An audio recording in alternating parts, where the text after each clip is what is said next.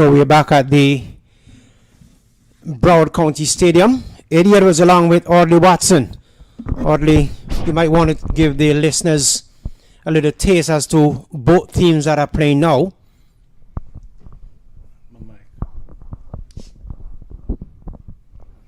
So as soon as Audley is mic'd up, we're ready to go.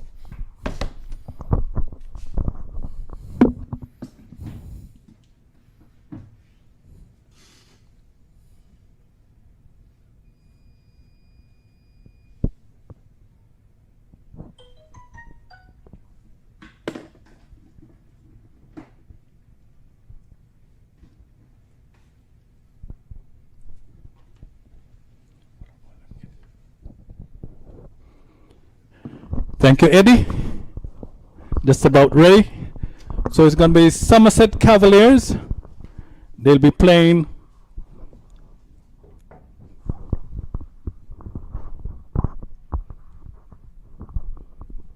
The 22 yards Sultans.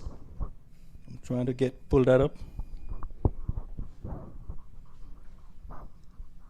And the Cavaliers being captained by Navisja.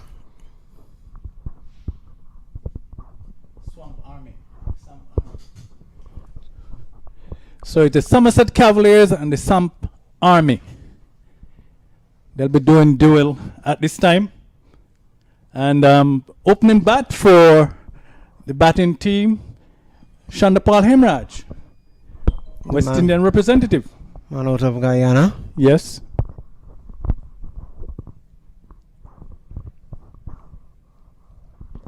So here's Kasir Reddy and Tariq. My correction, Hemraj is a bowler. Shandapal Hemraj, he's the opening bowler. We just want to make sure that we get it right.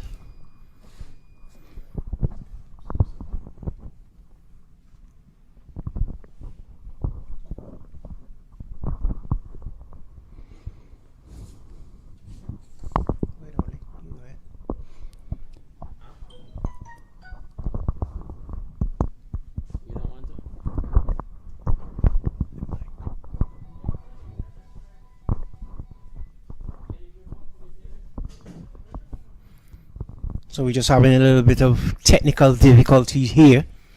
Just trying to make sure that the technician rectify the problem. So we apologize.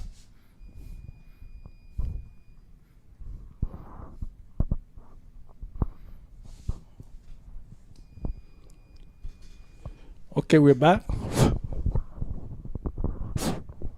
Nope. So I think White is telling me that I'm on ear. So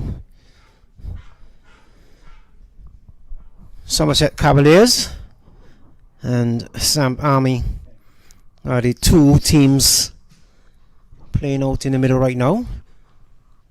And it's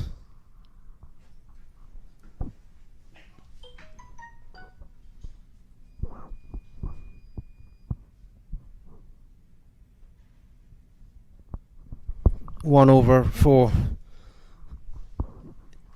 1 run. So we're into over number 2. Steady, very quiet start so far. Just 1 run, and we're in the second over. We have the lights on here at the Central Broward County Stadium. Mr. White will be stepping in right now.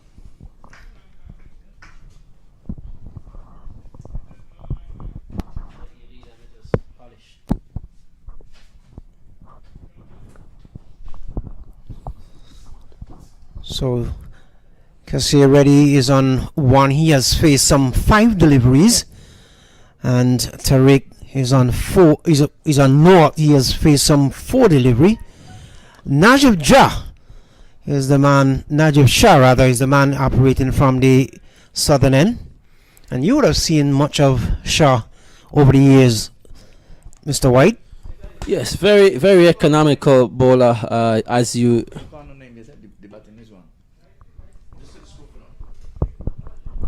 So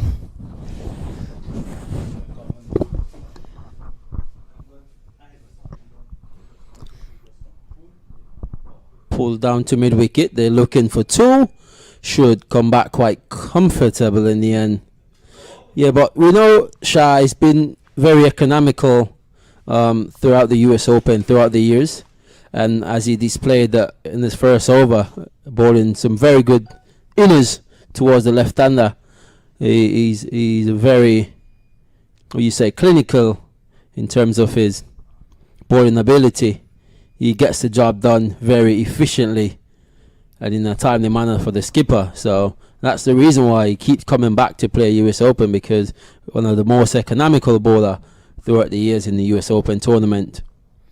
So, as a captain, you want to lead by example and lead from the front. You see the ball moving in the air, a lot of inward movements to the right-hander, and for some reason the batsman is still able to dig them out. But great stuff from the man, Shah himself. And that was played out towards the mid-wicket region.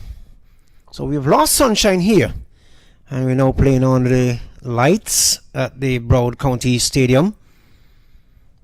So for those of you who are listening in Trinidad and Tobago, Barbados, Guyana, St. Lucia, St. Kitts, Nevis, Antigua, and I don't think that I would be remiss if I leave out Jamaica.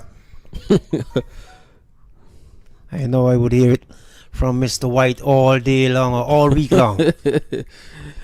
Yeah, you know that it's a very, very great thing. You know, the islands and the different islands, how they we combine as unit, as one, and get together inside the West Indies. You know, very diverse set of people, very friendly, Caribbean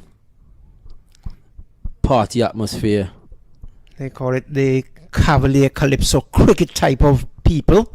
What part of Jamaica are you from, though? From the eastern side, it's called the parish of Portland, one of the most beautiful parishes in Jamaica, very green forestry. And when you talk about rivers, that's the river capital of Jamaica. Lots of rivers for you to go enjoy yourself. I kind of figured you'd have said something like that. I was hoping for that. That one is played over cover, and will it run away to the boundary? It has enough legs. No, it just pulled back maybe about an inch and a half away from the boundary. So good looking shot. Takes the score now to some 5 without loss. And they're operating with spin from the other end. Chandapal Imraj, another player who plays his trade in New York, Guyana-based player as well, but very talented fella. He opened the batting with Kemar Lewis, who is wicket keeping today, it seems. Another destructive opening batsman who I was really, really disappointed didn't get selected in this year's CPL tournament. And I thought the way the pitches played, I think his style of batting would have suited the Jamaica Talawa this here in the CPL. He would have brought, I think, his experience at top of the innings, because that's what the Jamaica Talawas team was missing, the explosiveness at the top. There was no Chris Gale, Russell was injured, and I think they missed out big time not bringing Kenar Lewis into the CPL. And not very long ago, he would have represented the Jamaica Talawas here in Southland and in the CPL as well. Saw him here on a number of occasions. Yeah, and he got a very crucial, I think, partnership with Russell. I think the year before he got some 60 odd, and he's bowling. Chandapal Imrad strikes, and a wicket's down. Very good delivery there. That was a nasty delivery, cutting back into the batsman. He should look into back away to give himself room to perhaps punch it out towards the point gully area, and in the end lost his wicket. So the first wicket has fallen. It is 6 for 1. Hemorrhage has strike big for his team. Yeah, very good stuff. He started out very tidy. As both bowlers has been really tidy, if you ask me. But you know, Somerset Cavalier, they're a big team, a very big team in this tournament. Last year they won it convincingly with Chandapal and Kenara Lewis in the final both got half centuries to brought them to the title in the final. So this is not a joke team. This is a very strong team. And if you ask me, on papers we have seen so many different teams, so many big name, but this team could be in for a second look in a row in the trophy this year. I'm pretty much sure that they enter the competition with lots of high expectation, want to repeat as champions of the MAQ T20 tournament. Of course, this is a 12th year, and certainly every year seems to be getting better and better. And this year, I believe, because of the pandemic situation, probably turn out to be the best year of the T20 tournament. Absolutely. Normally we have a lot more teams, because even my team didn't get a chance to enter this year because of the limited restriction in terms of the COVID restriction. And so I think this year it's been bigger, it's been better. The caliber of the player that has came into the league this year, in terms of the Chris Gill and the Russell, is supposed to be here as well. So it's great to see it's growing, and that's a positive outlook. It shows a lot that Mr. Matt Qureshi is doing a fantastic job, and we have to give him credit for that, for bringing the US Open despite the pandemic. I know it was tremendously a lot of effort to get this tournament underway. And certainly with the hard work of Vinod Manchin down there in Trinidad and Tobago, would be remiss if I don't say a pleasant good evening to you, young man. I know that you're glued to your television set. He's not missing much of the action. He's very great in terms of communication. He gets communication underway, and that's very, very vital in anything you do. Communication is one of the biggest factor, and I think he has led from the front. He has set example, and I think very, very good leadership he's been displaying as well. And he's also a well-respected journalist and commentator of the Twin Island Republic of Trinidad and Tobago. So the new batsman is Ayan Shah. He's on 2. And Kunal Seagal is on 3. So far the partnership has gone at some 2 runs. Shandapal Hemraj has bowled some 2 overs, and he has gotten some 1 wicket. So he's going to be Navid Shah, who's going to continue from the southern end or the commentary box end, whichever you prefer. And we honor the floodlights here at the Broward County Stadium. And we did mention earlier about this Cavalier team. When you have the likes of Sean Finley on the bench, left-hander who has gone on to represent West Indies and play for Jamaica on many occasions, when you have a caliber of that player on the bench, it shows the class and the sort of players that the Somerset Cavalier have brought to this tournament. You sure Finley is not injured, Mr. White? Because I can't imagine a team without Sean Finley if he's fit. No, absolutely. I just have a few words with him. Shout to him a few minutes ago, and I spoke to him. I said, "What number you're batting?" And he seems to be playing the 12-man role. He play left back, as a good buddy of mine would say.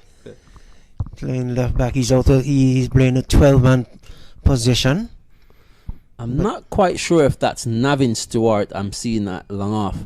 It looks like Navin Stewart, the man out of Trinidad and Tobago. Yes, it is indeed Navin Stewart. And that he's one of the big assets here as well. This man has won so many titles over the last couple of years. Not just the last couple of years, but throughout the years. But he's been a really, really big asset to the Somerset Cavalier team.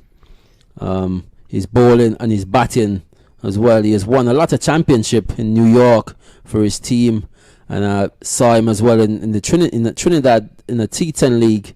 He was victorious. I think he probably got 8 to 9 title this season. Championship. Reminds me very much of the young man out of Barbados, Jonathan Carter, who plays a lot of cricket and plays extremely well. Trinidad and Tobago has been represented extremely well here at the MAQ T20 tournament this year. Seeing Kerry Pear, seeing Red Emirate, just to name a few.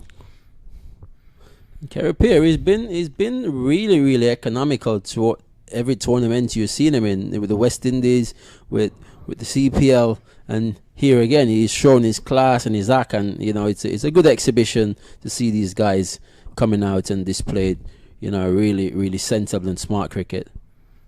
Real professionalism they portrayed here. Kerry Pear. So we're just waiting on the batsman now to put on his left glove. Taking him an eternity to do that. He's just about ready now. Settles into his stance. Await the arrival of, is it Navid Shah?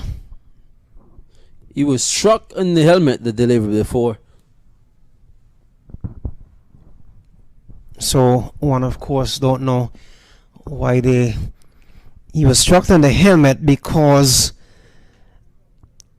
missing a delivery that made some height, and we're looking to pull it down towards the back of the square position. So that's a good looking shot. That's 4 runs. So it takes the tally now up to 12. Ayansha is on 2. Seagull is on 7. And Seagull is the sort of player, he doesn't like to sit around too much. He likes to play attacking cricket. And if he gets going, it could be fire rackets out there tonight. Beaten outside the line of the off stump. Looking to open the face of the bat to guide it down towards the slip corner. Didn't make contact. And sometimes the ball can play tricks with you, and certainly Navid Shah can move that ball at the very last moment. And if you look at that delivery, that specific delivery, the first couple of deliveries went into the right-hander. Well, that one pitched and moved away from the right-hander. So this bowler has some tricks up his sleeve, and he's doing a wonderful exhibition of those tonight. Under the light, the ball will move around a bit. Oh, he goes over extra cover. Beautiful looking shot. It looks he's going to run away to the boundary. Very good work there from Navin Stewart, restricting the batsman for 2. But very good looking shot there from the batsman. Played that with lots of authority and lots of aggression over extra cover. One would have thought for a second that it was running away. It would have gone to the boundary, but it did not. Navin Stewart run extremely well and put it just about quarter of an inch away from the boundary. So good running from Navin Stewart. 14 it is for a loss of 1, and we have just seen the completion of over number 4. Yeah, run rate very below par at the minute, but you got really good bowling from both the end. You got Shah and you've gotten Chandapal Imraj. So he's continuing. And I noticed online we've got quite a few of the New York academic cricketers watching the game. I just want to give a big shout out to Ricky Kisoon and his troop watching the game. Mark Providence, New York. And wherever you are around the world, keep tuning in to MAQ TV, the station for cricket. That's the word coming from the man, Mr. White himself. And I concur in everything that he has just authored. So 15 it is for the loss of 1 wicket. Somerset Cavaliers looking to repeat here as champions. So give me a little about your cricketing career. Well, he played history. Played a lot of cricket back in Antigua back in the day, originally from Antigua, but living in the good old US of A quite a while now. Played for the Leeward Islands here in South Florida. Played for Antigua national team here in Antigua, but those are pretty much defunct team. Ivor Henry used to be my captain when I played for Leeward Islands. We're going to come back to you there with another wicket down. Imraj again, who strikes a ball pitched outside the off stump, a little bit of turn into the left-hander who played all around the ball. Another wicket down. Chandapal Imraj looking really good at the minute. 15 for the last of 2 wickets. So we'll have to see who the batsman is that coming back to the pavilion. Coming back to the pavilion, very dejected though, holding his head down. Needs to be playing that sort of shot so early in the innings, as I mentioned earlier about the the ability to rotate the strike, get ones and two. Things not going your way, you get ones and two, and it only take 2-3 overs for you to get back up into par with the score. So it's a big problem throughout the region in terms of players being able to rotate strike. Back in the last two decent batsmen I've seen for the West Indies were able to maneuver spin a little bit was probably Ramna Risawan and Shivnarine Chandapal and Brian Lara himself. Apart from that, in the 2000 hero cricket for West Indies, I haven't really seen much of West Indies batsmen being able to maneuver, get ones and two and rotate the strike, and that's one of the biggest problem when it comes on to cricket in the region, batsmen being able to rotate the strike and play smart cricket. Well, this is 220. Everybody wants to go gung-ho. Everybody wants to hit sixes and fours. Everybody wants to get aggressive from ball one. Yeah, but if you've been watching the nature of the first two games, it all came down to that sort of equation where you saw Chris Gale. He got a run a ball 39 from 41. He didn't get a chance to accelerate the way he wanted to, but it shows maturity. You look at Stephen Taylor the way he went about in innings. He constructed himself, he built a foundation, and then he executed at the end, and that's what you want to see. Oh, that's a very good looking shot, down the ground. It won't go all the way. It should come back for two, but a very good shot there. Yes, indeed. A ball that was pitched up right in his half, right in his quarter, right in his bedroom, and he took it apart hard and high. Didn't get the distance, though, that he was looking for.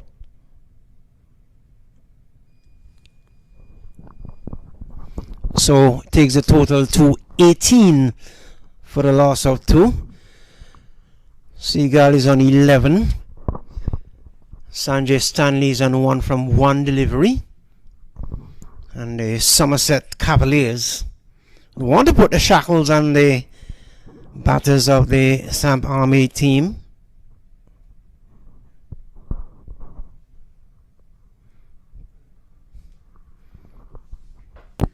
So 18 for 2. The lights have gone off or dimmed a bit just to my left where my scores are. So a little bit of words coming in from the captain Najab Shah to his bowler. Look who we have, the man himself, Fidel Edwards. Fidel Edwards, of course, applying his trade now in England, I think. Yeah, absolutely. He's been getting quite a few wickets over there in the English county cricket tournament, and he's been bowling. He hasn't got the pace as he did a couple of years ago, but he's still accurate. Whoa, very good delivery. Saw him there in the CPL. Bowling very well, very accurate, very nippish type of bowler. Has slowed down a bit. Of course, it would be expected. That comes with age, but it shows that it comes with a lot more maturity as well. If you look at his development prior to this, 6, 7, 8 years ago, he has developed a lot more in terms of his thinking and his ability to bowl good deliveries, and not leeward and awkward like he used to be back in the days for West Indies. He's got more control, he's got more rhythm, and that's very good to see, and he's growing up in age. That's really good. Well, let's see what happens between him and Sanjay Stanley. It's going to be Fidel who's going to continue from the southern end or the commentary box end, whichever you prefer to call it.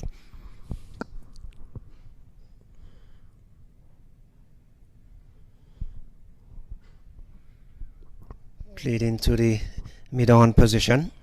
The man himself, Najib Shah, comes across to his left to field. The batsman cannot get a run. 18 it is for 2. As we approach his over number 6. So they're going at 3.4 runs and over, which is way below par at the minute.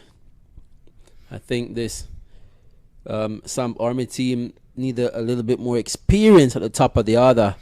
If you look at the batsmen that have gone through probably a fracture of inexperience, I would say, the downfall of this team at the minute.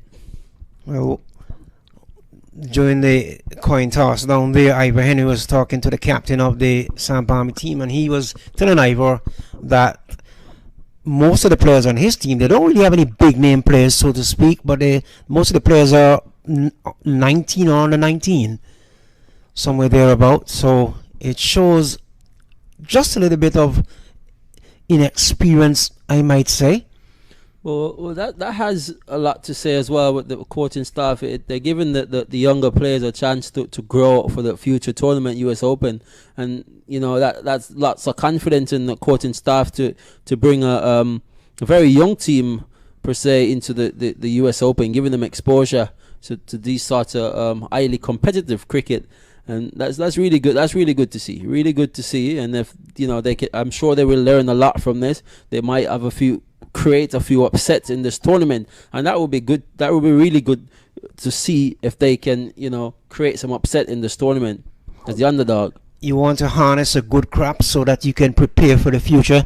And the youngsters out there, they are pretty much the future. The under 19s and the 18s. And I'm gonna piggy on that topic there in terms of under 19 cricket coming out of the region. Have you seen a lot of those players who represented the West Indies under 19 level playing in the CPL or in the regional tournaments, such as for Leeward or Windward or Jamaica or Guyana? You see 1 and 2, not very much. That's a no ball signal by the umpire. Umpire Jermaine Lindu, the man out of Jamaica.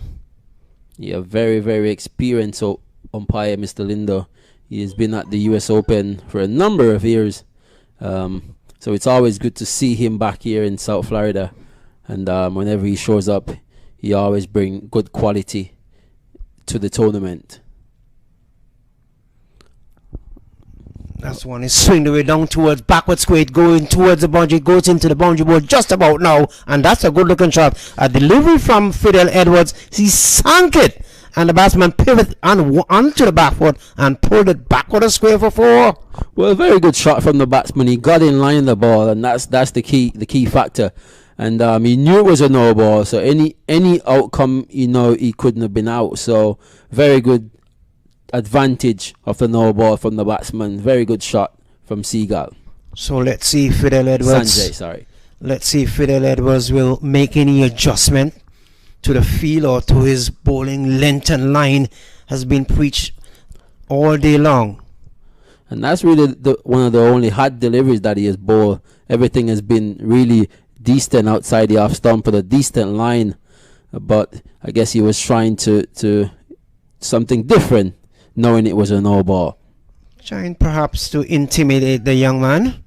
Imitation, they say, is the best form of flattery. And I'm pretty much sure that the young man was not shaken up. He took on Fidel Edwards and pulled him away backward a square for 4. Samp Army is on 23.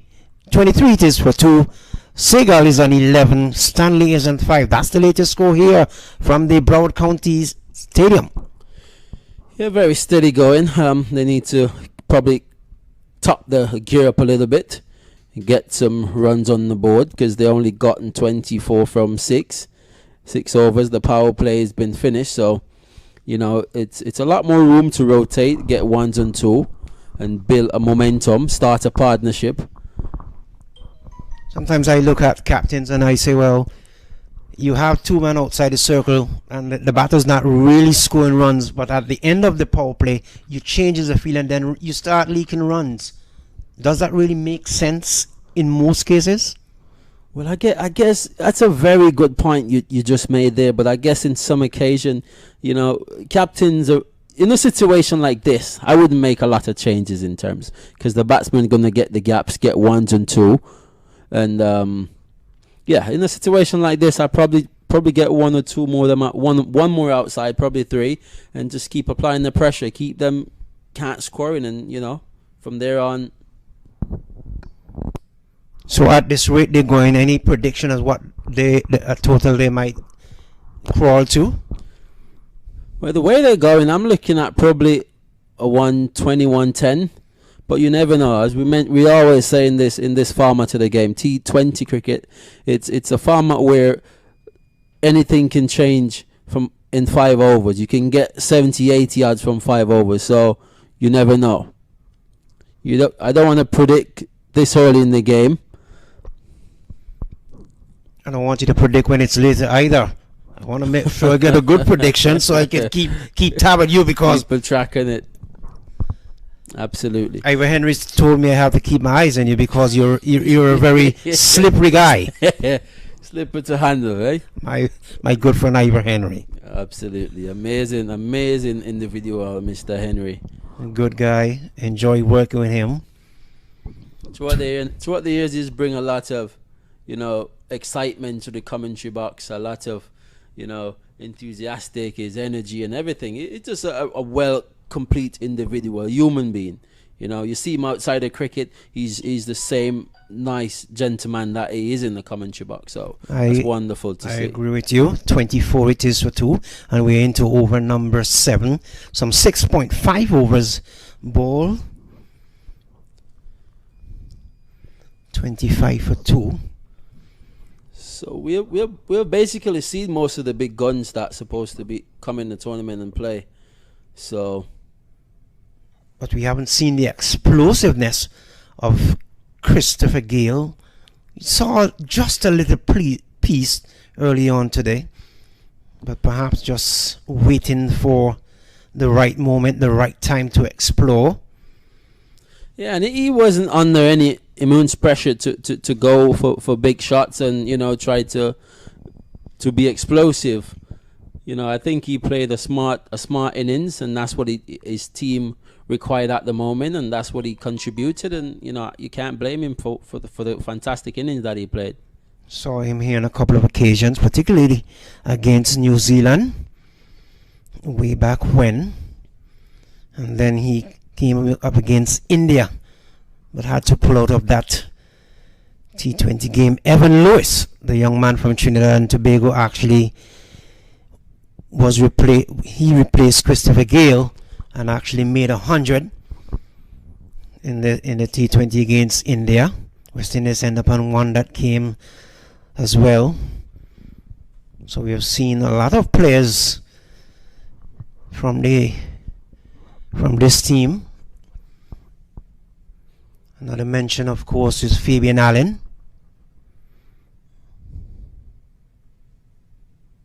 Talk about Kerry Peer and his calm and cavalier approach. 26 it is for 2. Yep, you mentioned Evan Lewis, and you've got quite a few more of these young lad.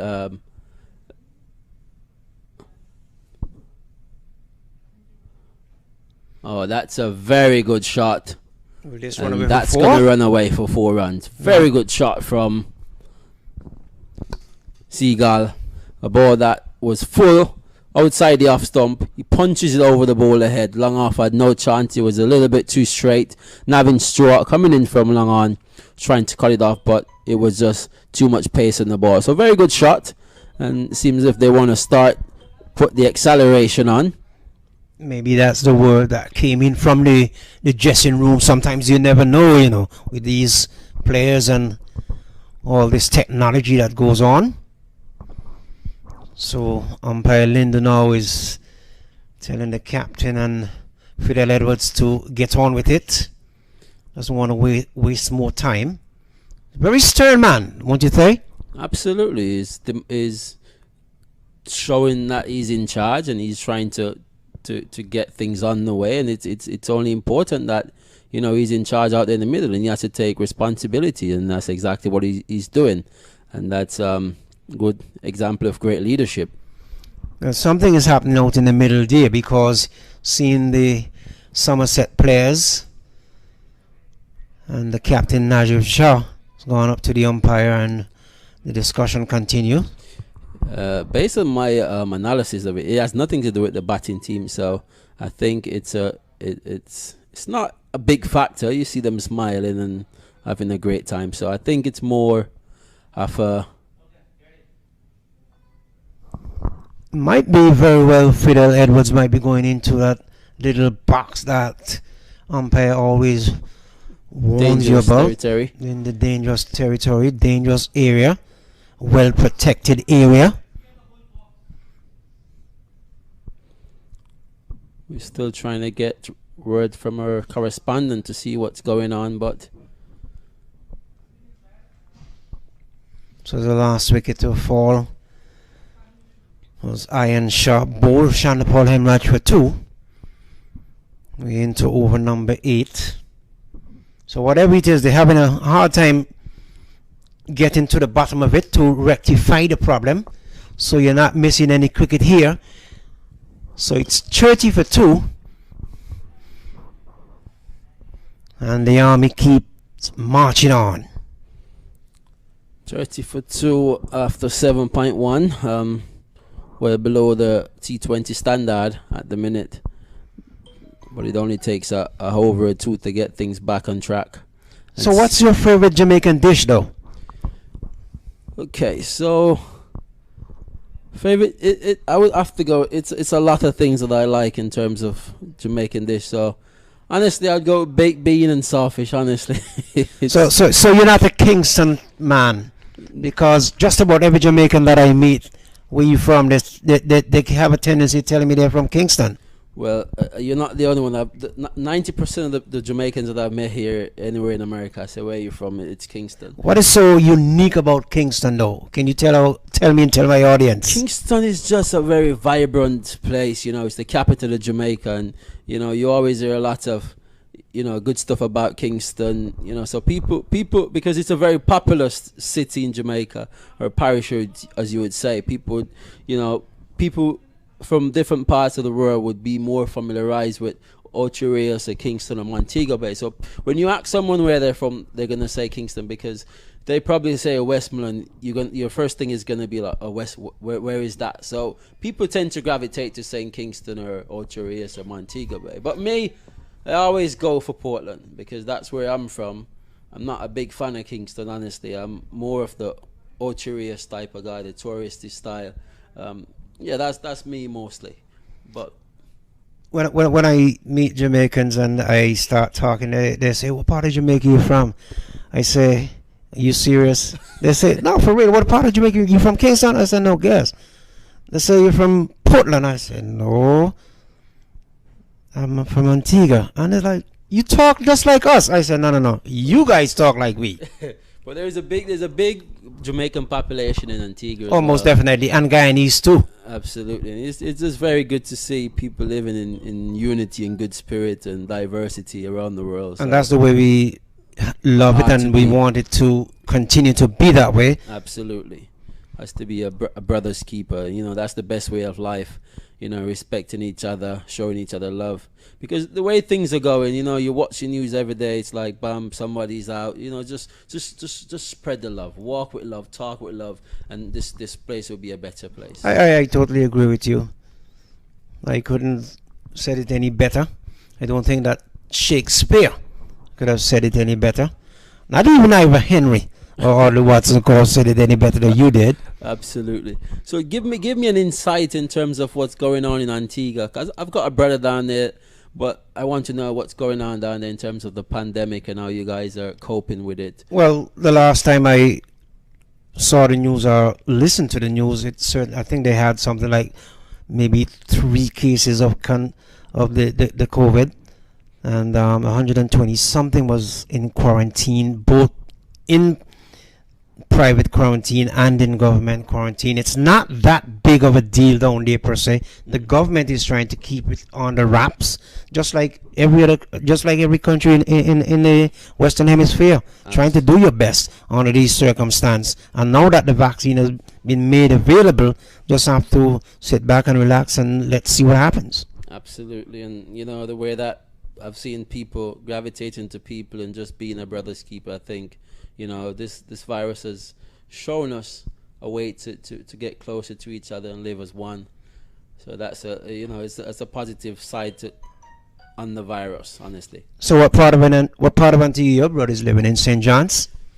Not quite sure, to be honest. I don't know if he's watching this live broadcast. Or maybe he might text you and say, "Well, I'm in St. John's, or I'm in Green Bay, Grace Farm, Cooksville, Donovan's, Five Islands." Who knows? It's definitely a conversation I need to have with him next time we have a Please do.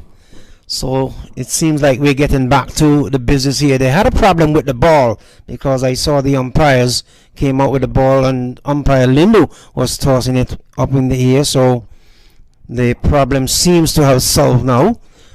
And the Samp Army, they're on 30 for 2. Stanley's on 6 from some 10 deliveries. Seagull is on 17 from 20. Fidel Edwards none for 9 from 1.1 over.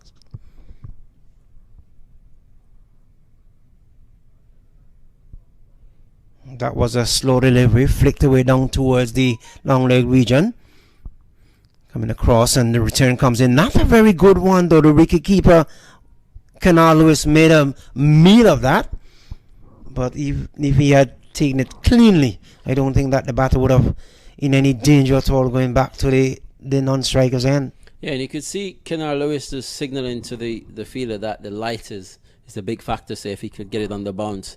And it's a white ball in the light. It's very difficult under the light circumstances to catch a ball. But you know, it's our profession, and that's what we do. So we need to do whatever it takes to get the ball in the gloves. Indeed, it is. Oh, that's a very good shot. That's going, and gone. 6 runs. Massive hit. Edwards is shot, and he's been hammered away. Backward a square for 6. Very good shot. Very good shot from Seagull. This is the second time in the over. He has sink it to the man, and he just pivoted on the backward and pulled it away. And that's the problem we have with fast bowlers, or any bowler of the sort. You bowling so effectively when you get the ball to pitch up. You know, you get movement away, and you're going to bang it in short. And each time you're short, you're going to be punished. You need to play better cricket than that, Fidel. We spoke about your maturity, and you know you have grown throughout the years, but that's just not smart cricket. Don't fix it if it is not broken.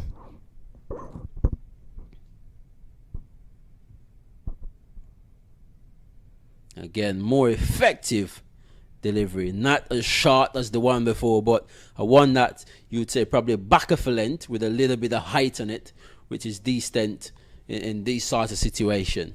Cramping the batsman for room as well.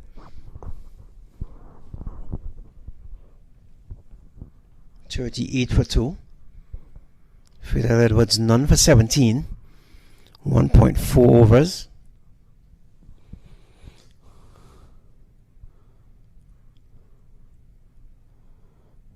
Very good. Chip out to mid-wicket. They're trying to go through for 3.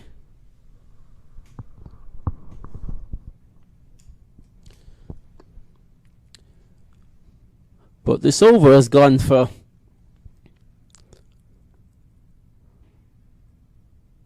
14 runs thus far.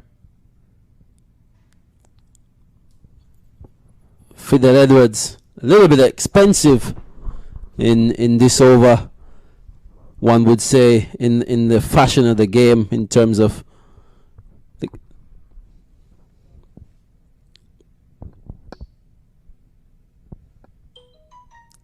another short delivery. Can't score. Fidel Edwards seems to be carrying a toe injury.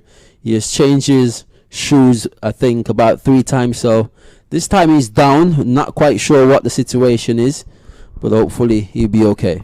No, you can't afford to lose a player like Fidel Edwards. Not at this stage. Not in this competition. It's extremely early in the competition, and for you to even think about losing Fidel Edwards, certainly you wouldn't want to even entertain that thought.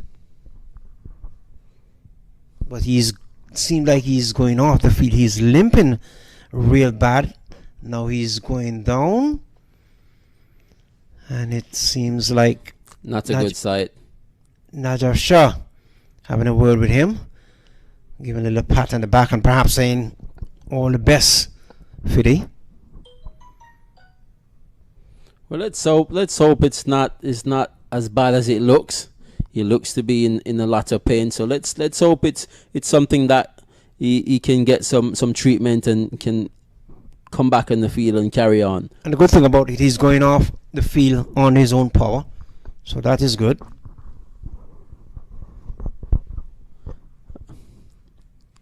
So after 8 overs, the score is 40 for 2.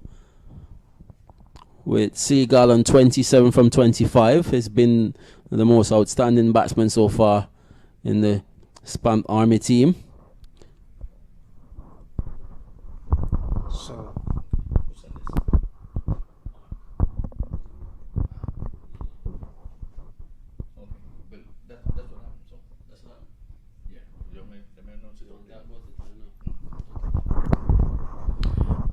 But I guess, folks, you would have wondered what was the hold up a while ago. Well, saliva was placed on the ball, and that's not allowed in cricket. So, well, of course, the rules are you can have your 3 warnings, your 2 warnings, and then the 3rd warning, you're out of the game. But in this case, they would have had to sanitize the ball and then get the play started again. So, for those viewers who was wondering what was happening there, it's just habit, a person accustomed putting the saliva on the ball, but because of COVID-19, that's not allowed anymore. That's part of the playing conditions, not allowed. Absolutely. Thank you very much, Ivor, for that information. Very valid information brought through the commentary box from Ivory. There, Eddie. Tell the organizers able to give you a raise. You're always on the job, always up front. This one is swinging about towards long on, but wouldn't get to the boundary because the man is out there in the deep. Not very much light out there at long on. Takes the total now to some 42 for the loss of 2 wickets. And we're into the 9th over.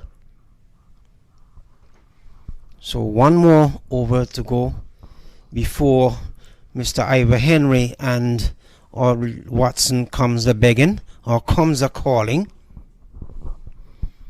Do you know what the players are having for lunch for dinner, Ivor Henry? Chicken and relish, food and rice. No steak. Chicken and relish, food and rice. That's a great combination. It sounds good to me. Food and rice, chicken and relish. Have Audley Watson in the background cracking up. So 43 it is to 2. 9 overs completed at the end of it. Very vibrant effort down there from the man. We restrict them for only 2. Very good shot off the pad. Navin Stewart just straying a little bit there, Heady. None for 7 so far from some 4 deliveries. You have to tidy that up, show the captain, and bring him on to leak runs. They have to be very conservative and good length and line. 50 comes up. 9.4 runs. Somerset Cavalier fielding. And they are the defending champion, as we mentioned earlier. And they're looking to go back to back. And they has the capability. They have the talent in the squad to do it.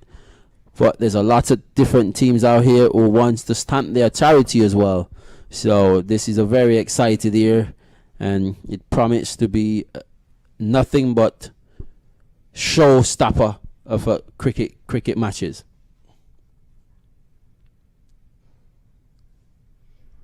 Can you tell our listeners, though, and our viewers, what is at stake for the champion?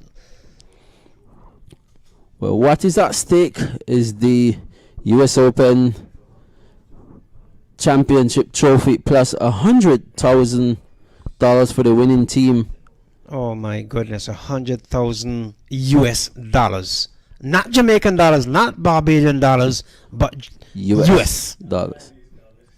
Oh, and that's well played, very fine, and it's going to run away. 4 runs.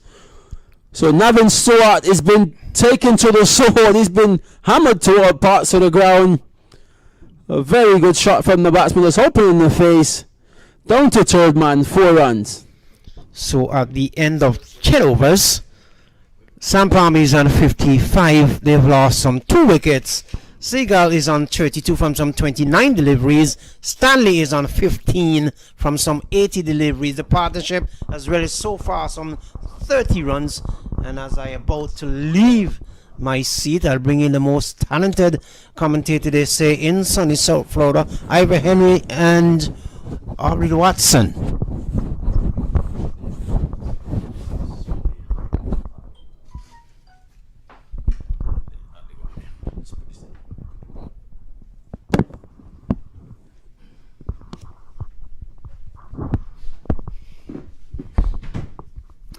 Thank you, Eddie Edwards and Lenroy White. So now it's Audley Watson and Ivor Henry in for the next 10 over. And of course, this is the trophy that is on display. The sides are playing for the T20 trophy out here. As you can see, it's now on the camera. There we go, there we go. The various winners, the very first winners from 2009. Coming up 2019, the Cleveland Cavaliers won in 17, 19, and they're trying to make it 3 out of the last 4 years. A trophy on display. So this is That- what they're playing for in the $100,000 tournament. That's what's up for grabs, plus $100,000. Yeah, the tournament, they're playing for $100,000. And this one is pull away for 4 runs as the man was running behind the ball. He was sprinting like a Usain Bolt, but to no avail, just to return the ball to the keeper. So it's 61 for 2 Ivor after 10 overs and 4 balls. What do you think about the first 10 overs? Well, we've gone past the halfway mark in terms of overs. It's a 2020 match, and 61 for just 2 wickets. I think they would have the license to go gung ho, at least from 15 overs onward. As long as they have money in the bank, you toss your hand, you can throw the dice. And lights, let's see, appeal for stumping. And we're waiting the umpire's decision. He's unmoved. Not interested. I think that's the end of the over, is it? Or we have another delivery to go?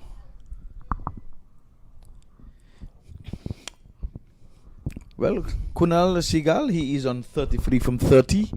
And Sandra Stanley is on... no, he's gone. Anyway, where he put him out? 2 wickets?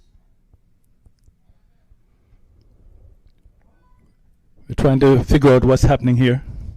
Well, the scoreboard has now got it that 3 wickets are down, 61 for 3. So a wicket has not fallen since we got on here, oddly, but at least the scoreboard may have corrected itself. Well, we have Wari, he been going at it, he's only human, so you have to understand it takes a lot of concentration. He's the official scorer here for the US Open. He's been for some time now, very effective. But like you said, Wari has about 3 or 4 computers around him and still has to concentrate on the main scoreboard that is lit up, looking good, oddly. And watching for those umpires call to do everything. So it's a very hard job. And he has been doing it over the years and doing it very well. Yeah, because he has to respond to the umpire with the flick of a light. With the flick of a light. Yes. So now it's 2 wickets now. So we have it now. 61 for 2. And it's 20 from 23. So a little bit of hiccup there. Maybe when he saw the lights, he thought that the batsman was out. Yes. But the umpire was not interested. And the audience said it earlier. The fiercest thing that a person dread in cricket is that index finger that is raised above the shoulder. Yes. Whether you like it or not, you're on your way. Those men in black. That finger is very powerful, Ivor. Yes. When it's pointing heavenwards. It seems to be more harmful than a sword. Because a lot of times it's like a dagger in the heart when an umpire pushed that finger up and the batsman himself thought he was undone. It was like, oh my, oh my. You thought the gallows would have just... you know, one of the hardest thing, I'm just imagining Don Brodman right now. 299. And the man at the other end ran himself out. Can just imagine when that finger went up, how Brodman felt. Yes. Oh, just man. that 1-1 to get to the 300 mark. 300. Yes. Well, 63 for 2 and... some Army coming up against the defending champions. but they have Fidel Edwards. He been taken to task. We saw a good pull shot, and in that over that he was bowling, he would have play would have halted because saliva was placed on the ball, and they had to sanitize the ball. You know how it is these days. It's something that you have been accustomed to doing over the years. So sometimes habits die hard. Just relapse into the old habit. Yes. Well, this wicket, the pitch has held up very nicely. This time, Yorker length batsman digging it out, coming down hard on it. So Navin Stewart, in his second over, one delivery to complete the second over, going just for some 14 runs in T20 cricket. That's good, useful bowling. Yep, 7 and over. So the last wicket was Chandrapal Hemraj. He went for 2. Yes. No, not Chandrapal. I'm Shah. Aaron Shah. He was bowled by Chandrapal Hemraj for 2. And this time he's swinging this one and it goes down to the cow corner area and made a valiant effort there to pull that catch in. And you know what that area reminds me of? The catch that was taken in the 2020 game by Allen. He was right in that area, and that was a gem. Well, the 50 partnership comes up. Just some 4 runs coming from that. So these two been going together for a while. 2 set batsmen are in, and over number 12 done and dusted. I think they should be looking to up the tempo because Stanley's been there for some 24 deliveries. He's on 21, and Kunal Sigal, he is on 36 from 35. So only 2 set batsmen. They have to really get the wheels turning at this time to set a target in which they decent target. Yeah, decent target. Yes. Let me, in the meantime, run through some of the winners over the years for the U.S. Open. Washington Tigers won 2009, 2010. United Chargers, they won the title. 2011 and 12, Trinidad Cricket Legions out of Trinidad and Tobago. And the 5th Smart Choice, USA won. And US Tigers, 2014, 2015. Severe weather, curtailed everything, and there was no, the tournament could not be completed, so they shared the winning purse among the teams. 2016 US All-Stars, yes, they won. 2017 Somerset Cavaliers. 2018, I need to fill that one in, to be reminded of that one. And 2019, which was last year, again, to Somerset Cavaliers. So that's why I made remarks earlier that they're trying to make it 3 out of the last 4 years this year. Yes, in the meantime, we had some good running here, and there was an appeal for a run out, not out, said the umpire. And this time he's going aerial, and it's going to go down to the man, down on the boundary, on the long on boundary, and it goes over his head, and it's gone for a maximum 6. Only. That ball turned the fielder into an astronomer. Just looking, just gazing at the stars, a stargazer. Well hit. I'll just let the folks know that they're not hearing us on the field of play, so I don't want them to say I'm coaching the team saying they have to get the wheels turning. They must have heard me. But this time he's playing a forward defensive shot, so I guess the ball was there to be hit, and he's not going after the ball. That one, Simi could have done a little bit more with that, but nonetheless, he's still there. 73 for 2. He's working this one off the pads into the leg. These are the sort of a middle overs, so the happy hour has not yet reached. Should be there in the 16th over thereafter, the happy hours. Yeah, so Godashi, Moti, he's coming up with his last delivery. I mean, walk for 6. This one is aerial over the bowler's head, and it was not well timed, but at least he got 1 for his effort.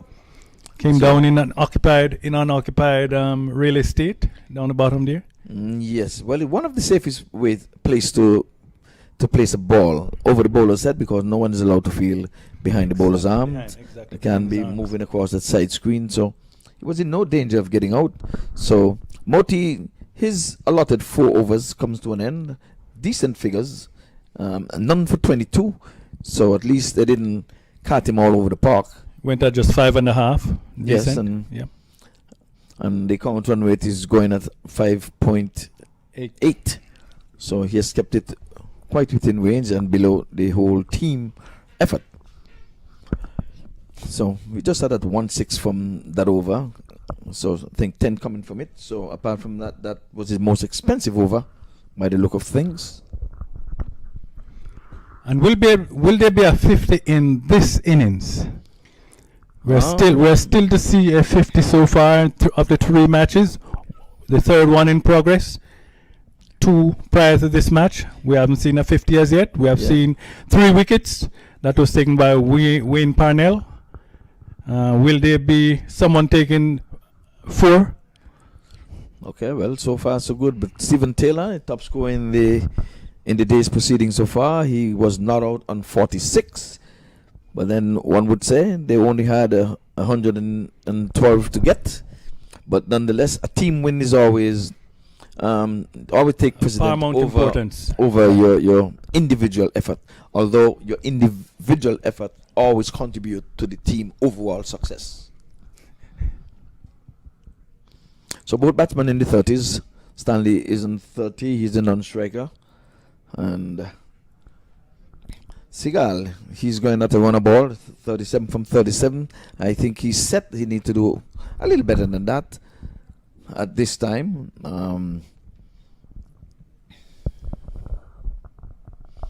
So Samp Army versus Somerset Cavaliers, 75-4-2. And again, we are using the 4th wicket, the 4th pitch. That one was hit hard.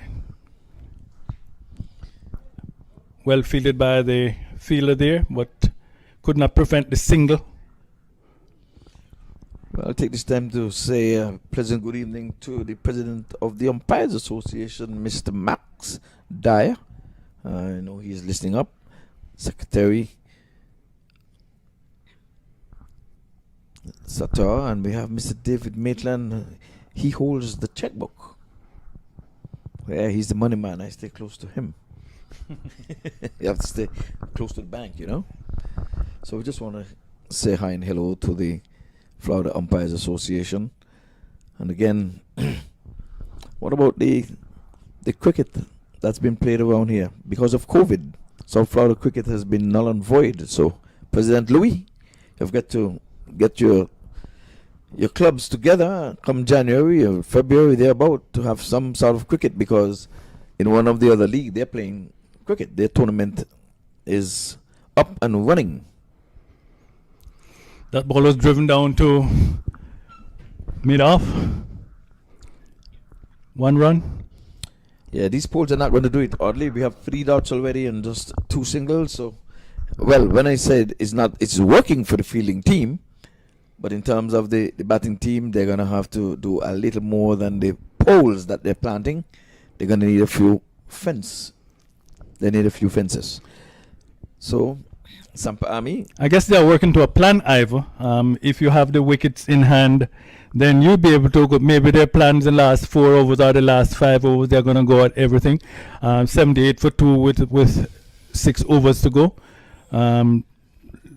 As I say, maybe they're working to a plan. Let's see. I know otherwise the bowlers are having other plans too. well, the bowlers are having a field day, so we have to give credit to the fielding team and captaincy. 3 dots and 3 singles. And by any standard, that is good bowling, good tactics.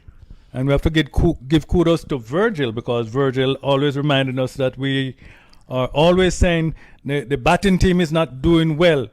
And we're not commending the bowlers, saying, look, it's the bowlers that are preventing them from doing well. Yes.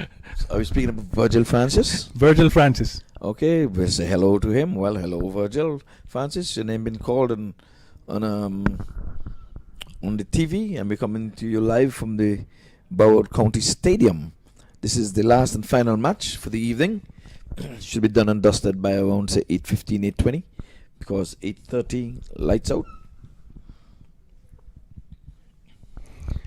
And we'll be continuing here tomorrow.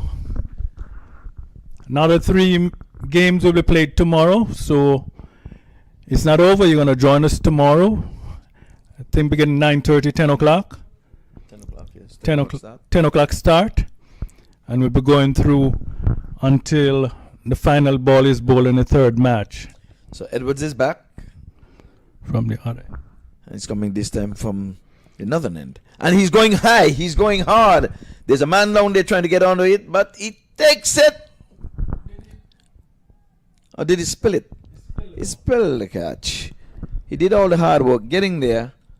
And in the end, posted. He had enough time, however. He camped under the ball, but then the ball went in and went out. And I was looking to the umpire to see if it went over the boundary, No, he kept it in but front of him. apparently he kept the ball in front of him. Well, they're going after Fidel Edwards. They're targeting him. That's the man to target. It seems they just won one in the meantime, so they didn't do enough running between the sticks either. 64 is the partnership. This time again, he's playing with soft hands and he's going straight to point, and it's a misfield. And that one was touch and go.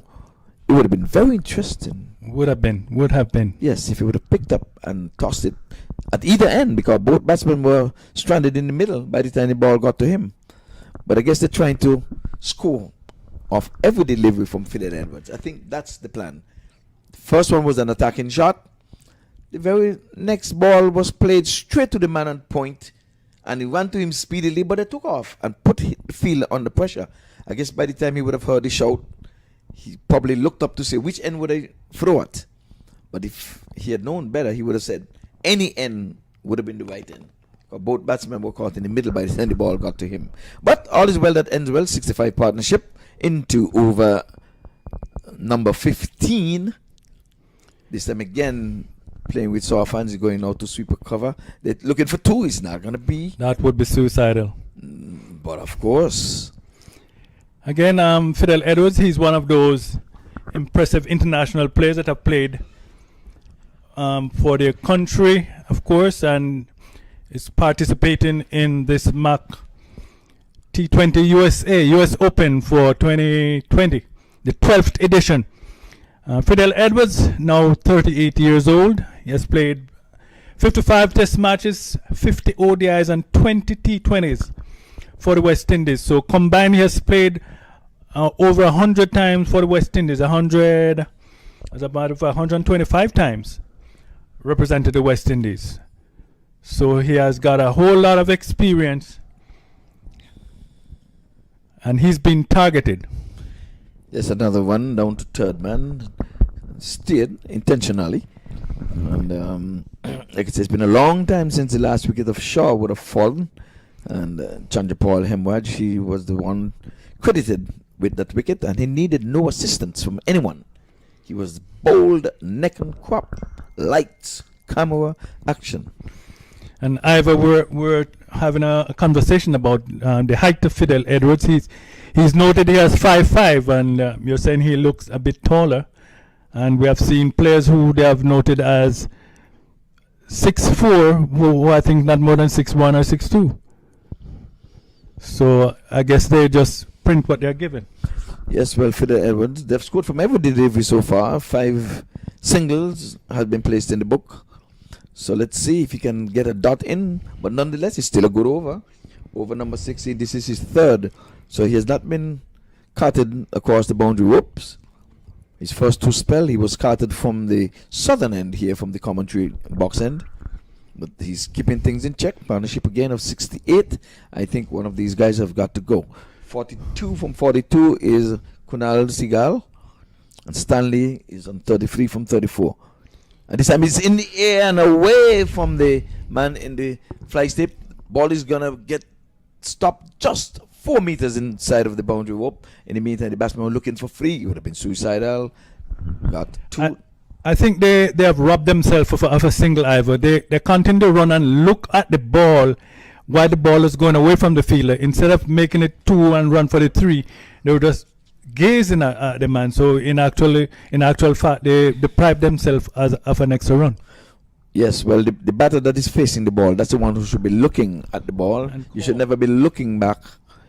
You're taking momentum away from your strides. Yep. So when you meet in the middle, someplace you whisper and say 2 or 3 or what have you. No, but you don't want to alert the fielders really But you can make a good eye contact, nod of the head when you're crossing. Let's go. Free. But once you look, if both guys are looking at the ball at the same time, somebody is doing something wrong. Anyway, 35 from 35 for Stanley, 42 from 42 for Seagull. So it's a runner ball. Somebody's got to go a little harder than that. They have wickets in the tank. We have a lot of gas in the tank. They're going at 5.7. They need to go about 8. They need to get that, make it interesting. Here's an aggressive shot going down to the deep mid-wicket area. One bounce. It was a flat batted shot. And all they can get for the effort is just one. So we're into over number 16. Sweet 16, that is. And again, we're on the lights here, so if you're just waking up and you're listening to cricket, it's coming to you from the Broward County Stadium here in South Florida in the United States of America. And we are coming to you live from the beautiful city of Lauderhill. I want to say good evening again to Mr. Virgil Francis. This is his city. He's the mayor, unofficial mayor. Right back over the head of the bowler. Will it beat them to the boundary? Let's wait on the signal of the umpire. 4 runs. 4 runs. Yes. Philip Below he made a good effort there. He slid, but he made an effort to stop it, but he and both ball went across the boundary rope. And by virtue of cricketing rules, that is going to be 4. You were touching the rope when the ball would have been touching some part of your body. It's 4. This time he's playing a swat shot down again to the deep mid-wicket area. They're looking for 2, but it's not going to be on.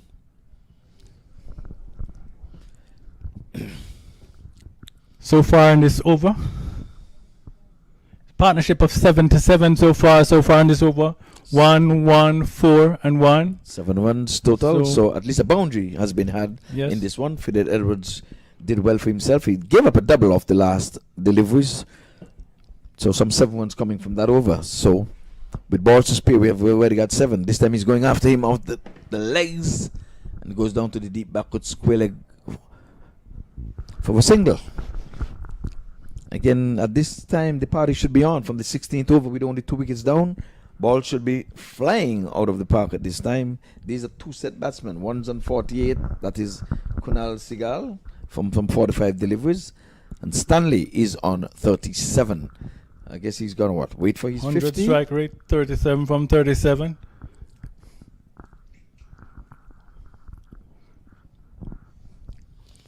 And folks, sorry, we have an empty stadium because of the COVID and protocols. the CDC, protocol that have to be followed. Temperatures checked coming on in, wearing your masks in all of the areas that are required for masks. Lysolize and sanitize. And this one is going aerial, in the air. The safest place I said to be hitting the ball, and it goes all the way over the boundary board. I'm going to ask Mr. Roddy, the official scorer, to put half a dozen for that batsman. And he goes to 50. With that, he goes on to 54. Well played. First 50 for this tournament for 2020. First 50. All right, Seagal. So noted, Seagal, you have placed the first 50 in this, the 12th edition of the US Open. And still going. And he's done that in 46 balls. So now they start to up the ante. And he's swinging this one down to deep backward square leg. There's a man down there, and he can only get 1 for his effort. So he's pulled out the boom. He's doing some house cleaning there, oddly. Doing some sweeping. So let's see who's going to be the dusting. In the meantime, the 100 comes up. 101 Dalmatian. Who let the dogs out? 101 Dalmatian. 101 for 2, oddly. So it's 16 at the end of 16. 101 for 2. Yes. So we have 24 balls, 24 legal deliveries to go, and they should be looking for anywhere in the 150, 160s with 2 set batsmen. Maybe we could even get in the 170s. And there was a no ball, and the reward from the no ball was the 6 runs, oddly. Well, that's a very good use, the best use of a no ball. Yes, so they've upped the ante some. They've gone now to 6.3 runs and over, and they need to improve on that with just some 4 more overs left in this innings. It's been a long time since the last wicket would have fell. Some 86 runs ago. So this partnership, the biggest of the tournament so far. Biggest of the 86. tournament, yeah. Yes. That's Audie you're seeing on view there. Audie Watson, commentator. So it's Sump Army versus Somerset Cavaliers. Fidel Edwards is going to be coming in to bowl his last over. I guess they couldn't leave him to close the inning because they've been going after him. And now with two very well set batsmen, I think they might continue. Oh, outside the off stump, that has got to be a wide. Yes, it is. He's Exercise time for the umpire. yes, he's spreads his arm eagle. You think one of these days when the umpires keep spreading their arms, they would fly oddly?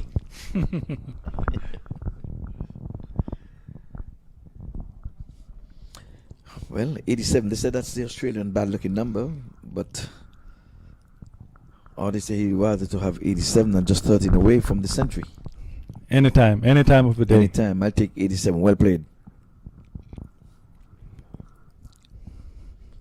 Fidel Edwards outside the off stump, and that one is, Oh, I think, let's wait on the it was umpire. dropped.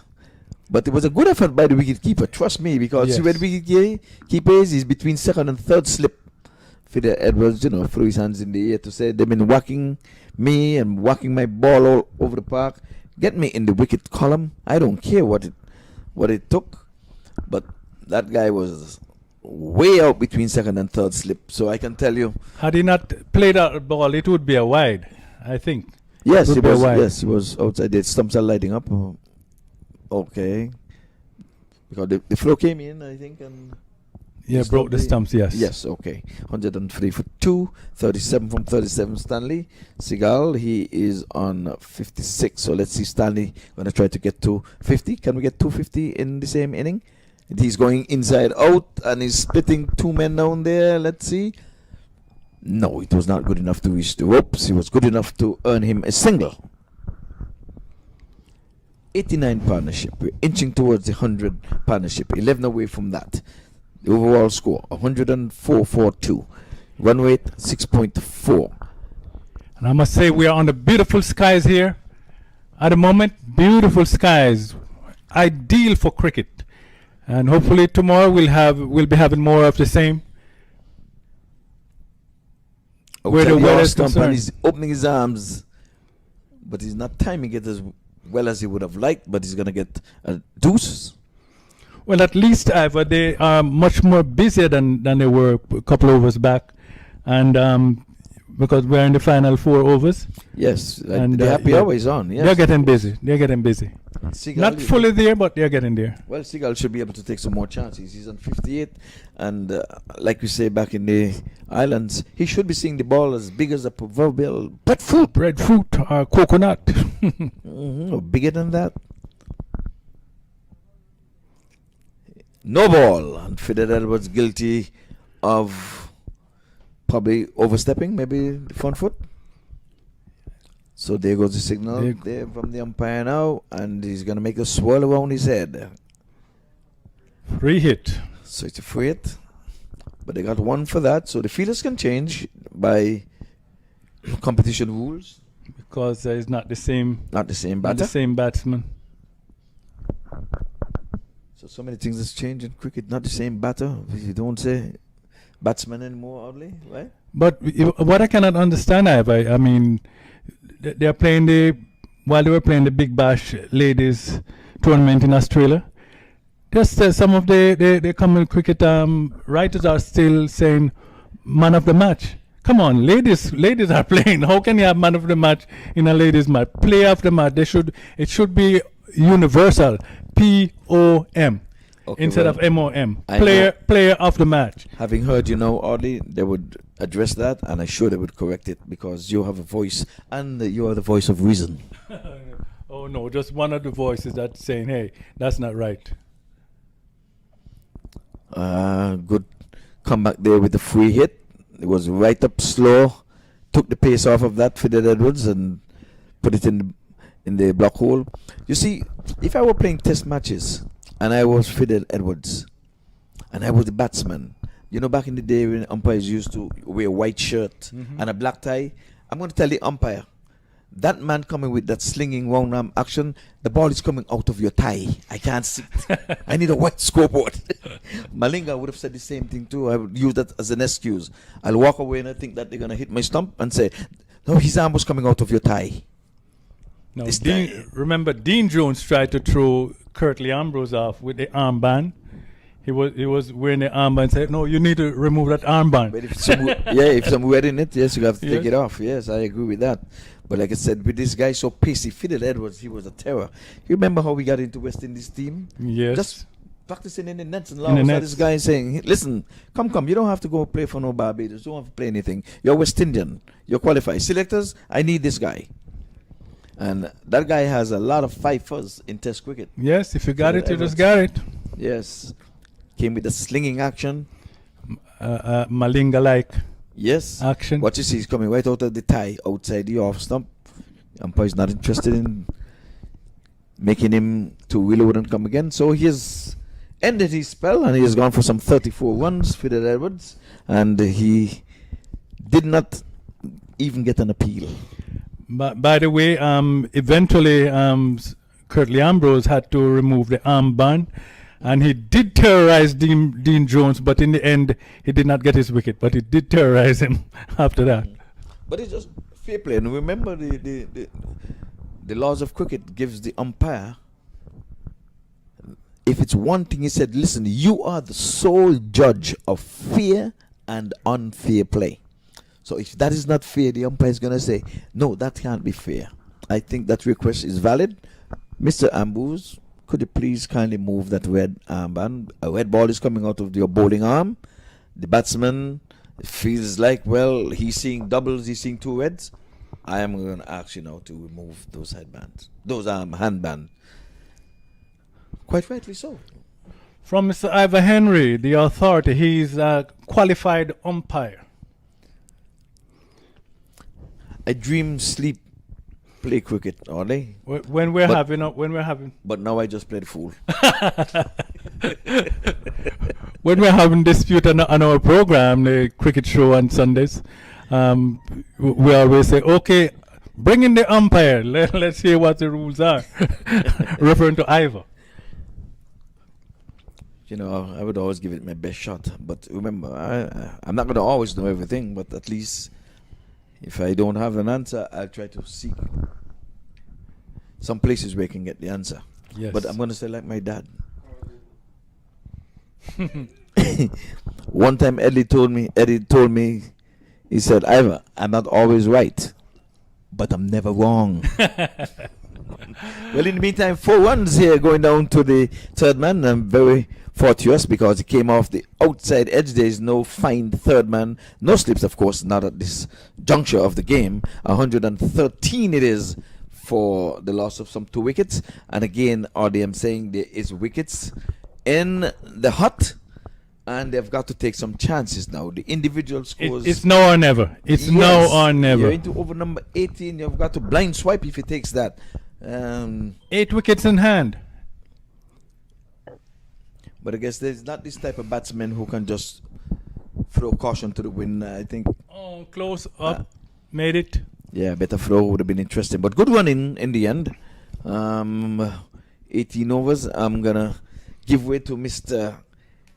Edwards, as I'm going to put on another hat now to see if I can find someone who I can get a chit-chat to who would have performed. And I know one of them is Mr. Seagal. He is on 59 top score so far. I may very well have to have a short word with Mr. Stanley. We may very well see 250s in the same game this evening.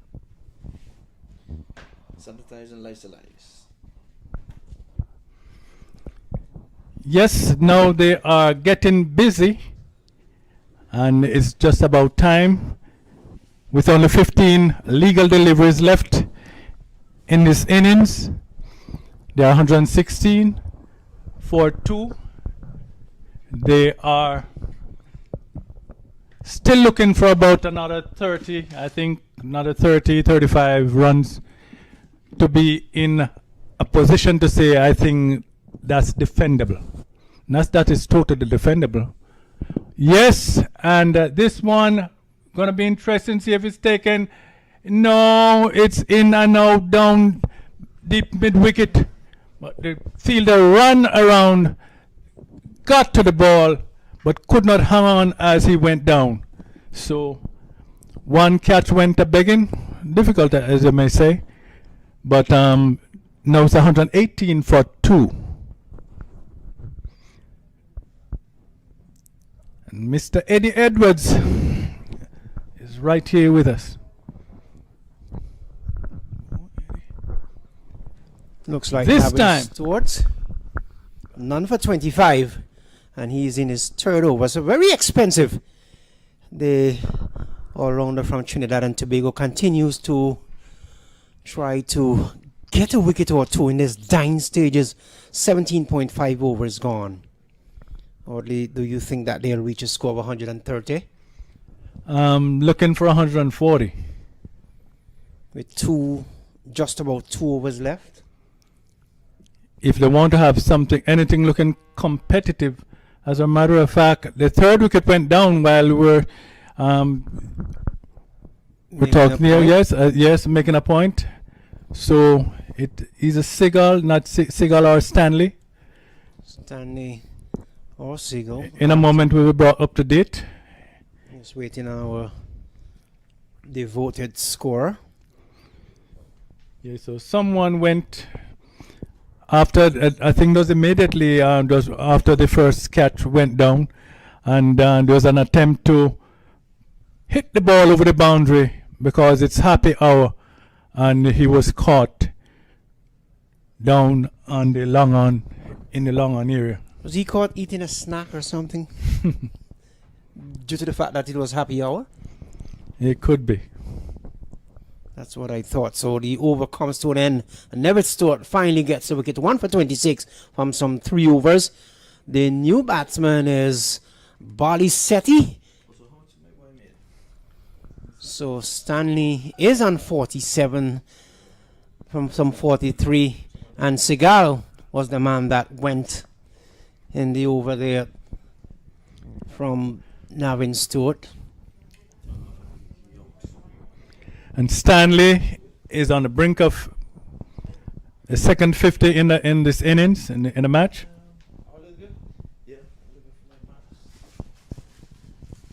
Here.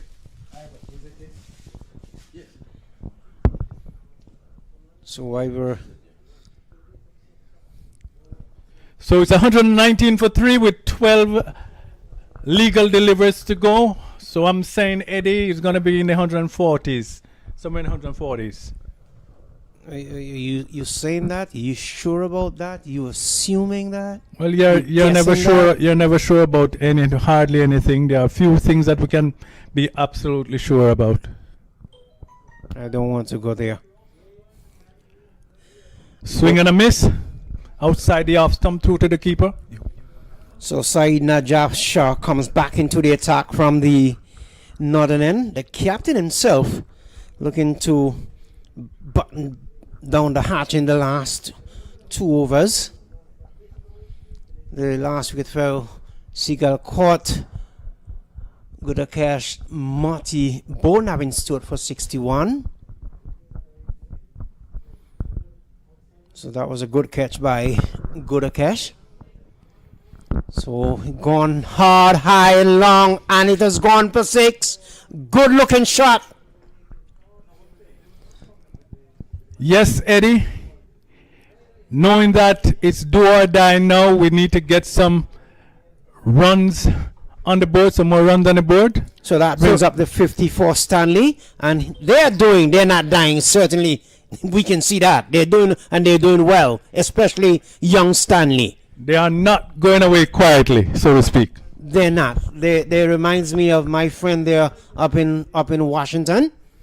125 for 3. Stanley's on 53 from 45. Peels off the outer portion of the bat. Let's see what happens. They stayed at home. Well, they actually get a single. So Stanley goes up by 1 to some 54. Waiting on my score. 54 from 45. Gupta is yet to score. Najaf Shah, none for 15. And he is in his third over.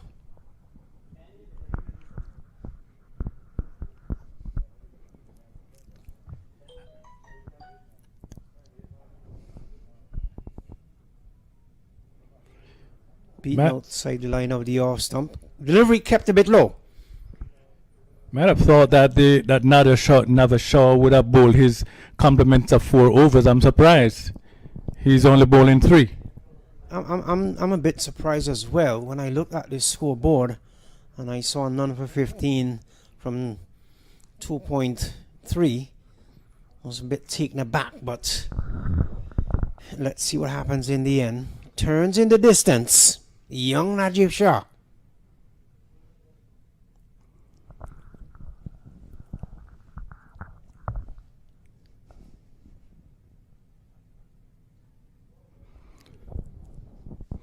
So Gupta is beaten outside the line of the off stump.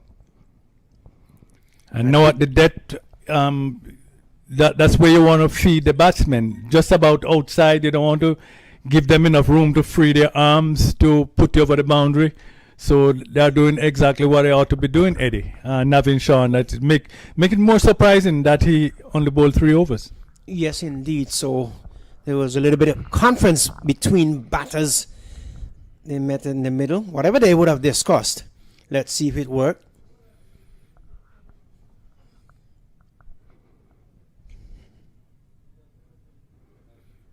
Not a good delivery. Just outside the off stump. Not far enough to be wide.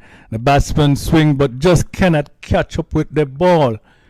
So it's 126 for 3 at the end of 19. 126 for 3. So I don't know if your total that you suggested of 140 still stands. You want to make an adjustment now?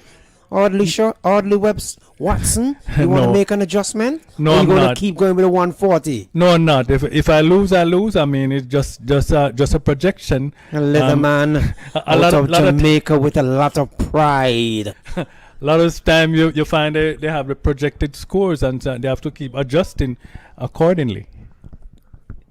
So that's what I'm doing. I will do if it happens. So it's going to be Navin Stewart.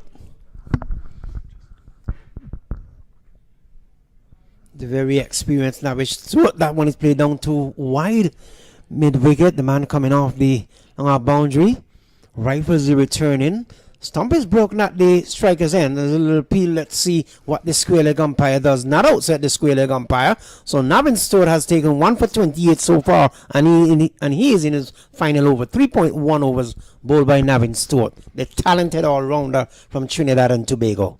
Indeed, and he's one of those that is showcasing his talent right here on the MAQ T20 US Open.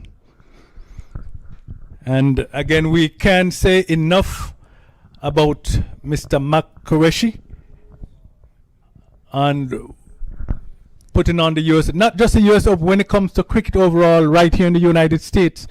And we have often heard the slang, hey, you need to put your money where your mouth there. Meaning, just put your money where your mouth is. And he is one of those that you could never say that to. And I'll tell you something. I heard someone saying the other day that in Trinidad they call him Mac Daddy. Indeed. I mean, that could be his new name right here. Mac Daddy. Yeah, I think he would love that one. I have to ask. Well, he wouldn't upset about that. So 19.2 gone. 129 for 3 Audley. And it's getting closer. It's 130. It's right. So what? Some 10 runs away from your projected score. And look at the 6 with 3 legal deliveries left. Just look at the 6 now. You're getting closer, Audley. Continue. As I was saying, no. So they get a single, takes the total now to 131. So Sampami, they're marching like the military personnel that you expect them to be. Samp Army, they're marching on. They're marching on. And do you think they're going to march on to victory, Audley? With the bowlers, it's going to be left to the bowlers and the fielders to do that. And we saw in the previous game with all the big stars, Chris Gayle and rest, that they won. Not that I think they were in danger of losing the match, but you know, it was quite interesting, right down to the wire, winning with just one ball to spare. When we're looking for them to knock off that total with maybe 8 overs to spare. But it came right down to just 1 over. It's the game of cricket. And that's why they keep on saying that it is a game of glorious uncertainties. And in T20, particularly in this kind of competition here, you know that bowlers are going to try and bowl extremely tight as opposed to, let's say, 1-days or 50 over match. It's the final over, and so far only 6 runs have been taken from the final over. So Nevin Stewart is keeping it interesting. He has bowled some 3.5 overs, and he has taken 1 for 32.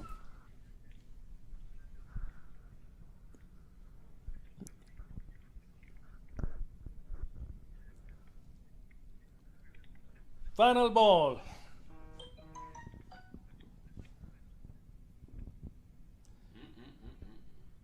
Stump is lifted up, and the umpire. Is he raising that dreaded index finger? Yes, I think he did. Legs. He's run out from Umpire from leg side, square leg. Yes. the square leg umpire, raised that index finger. So total is 132. So which means they would have to get 133 for victory if my score is correct. 134. They made 1 run before and they were returning for the second, I think. So let's see what. So it's 133. So 134 will be required by the Somerset Cavaliers, and it should be a small thing of a walk in the park, but nothing sometimes turns out the way that you're anticipating.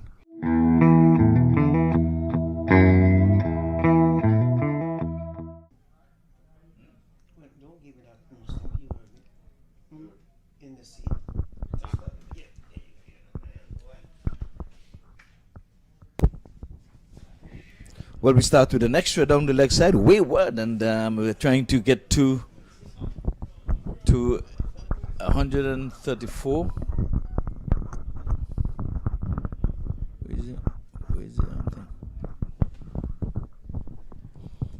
That's the target, 134. The required run rate at the beginning is going to be 6.7. And you see the intention of Kenar Lewis from the get-go.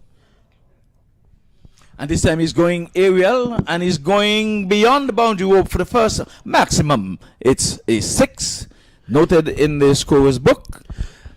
Very good shot from Kenar Lewis, over mid-wicket. Excellent timing. And as you know, Kenar Lewis is not the type of player who's going to sit around and not play his shot. We know what he's capable of doing, and he's executing that to perfection. He said it, and he delivers. Lewis.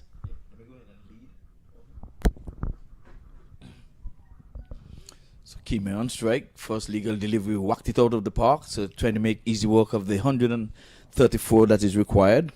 So we have Ali Imran, the bowler. He's opening the proceedings here. And Hemward, Chandra Paul Hemward, he's accompanying Mr. Kenar Lewis. So much is expected? Yes, they've been batting throughout numerous tournaments together, these two, and they've got remarkable accomplishment in their doing. Imran Chandapal and Kenar Lewis, two very explosive players, and they need to just keep momentum going. We know them to be very attacking players, and I tell you what, these two players are not gonna play shy cricket tonight. They're gonna go and play what needs to be done tonight. Okay, so Somerset Cavaliers, they're trying to overhaul 134 that is required for victory. And they've started well. They've started already just 2 deliveries and down to 7. The ending is what is going to bring the result. earlier in the inning, we would have seen 2 half centuries, the first of this tournament, and it was over 100 partnership between those two out of the 133 that was made. So we started with a wide and 6, single and a dot. So Chandra Paul Hemwedge is yet to score. This one tucked him up into the onside, and a dot goes into the scorer's book. And these two batsmen, Ivory, they're very confident batsmen. You know, they like to play shots, and that's what people want to see in these formats of the game. They want to see excited T20 cricket, and these two batsmen, they should deliver tonight. Because, well, we'll watch, we'll wait, and we'll see. This time down the leg side, wayward delivery, outstretched arms of the umpire. Signals are wide. He has to reload. He has to come again. Score advanced by 1. Goes on to 9 for no loss. Chandra Paul Hemwedge is yet to score. But Kemal Lewis opened his innings with a maximum 6. we have not seen a change in terms of the direction, in terms of pace bowling and the spinners. Exactly what our previous commentator were discussing earlier. And this one he's getting off the mark, and he's going to get 4 for it. So Hemwedge is off the mark with a boundary also. He went along the ground. He didn't go the aerial route to get off the mark with 6. But nonetheless, he's off the mark. And an expensive over in progress. 2 wides in it already. 6 and a boundary. Very good shot from Shandapal Imraj. Foot to the pitch of the ball and just glancing it back down the track over the bowler, over long off for 4 runs. Very good shot. Well, already a partnership of 13, so some 13 ones already. This time he's playing inside out. That's a beautiful shot. He doesn't even bother to move. He knew it was 4 from the time he left the bat. And that's an authoritative shot. Absolutely magnificent shot. Foot to the pitch, inside out, over extra cover. Clinical shot. Yes, so 17 coming from that first over. So I wouldn't want to say it's like meat and drink for these 2 batters. But that was just the first over. We'll see what's going to be on offer from the northern end. But that's a brisk start. 17 for no loss. A tremendous start. And it's just the nature of these 2 batsmen, Ivory. This is the way they play cricket. They like to go for explosive shot earlier. And I tell you what, these 2 batsmen, they're going to take full advantage of the power play. And as we have seen them throughout numerous US Open tournaments before this, and the US different leagues in New York and different parts around the world, they're very destructive batsmen. Yes, well, we are on the lights here at the stadium, and this is the last match of today's proceedings. We would have had 2 matches done and dusted. We're halfway into this one, and by the look of things, this might not very well go to 20 overs.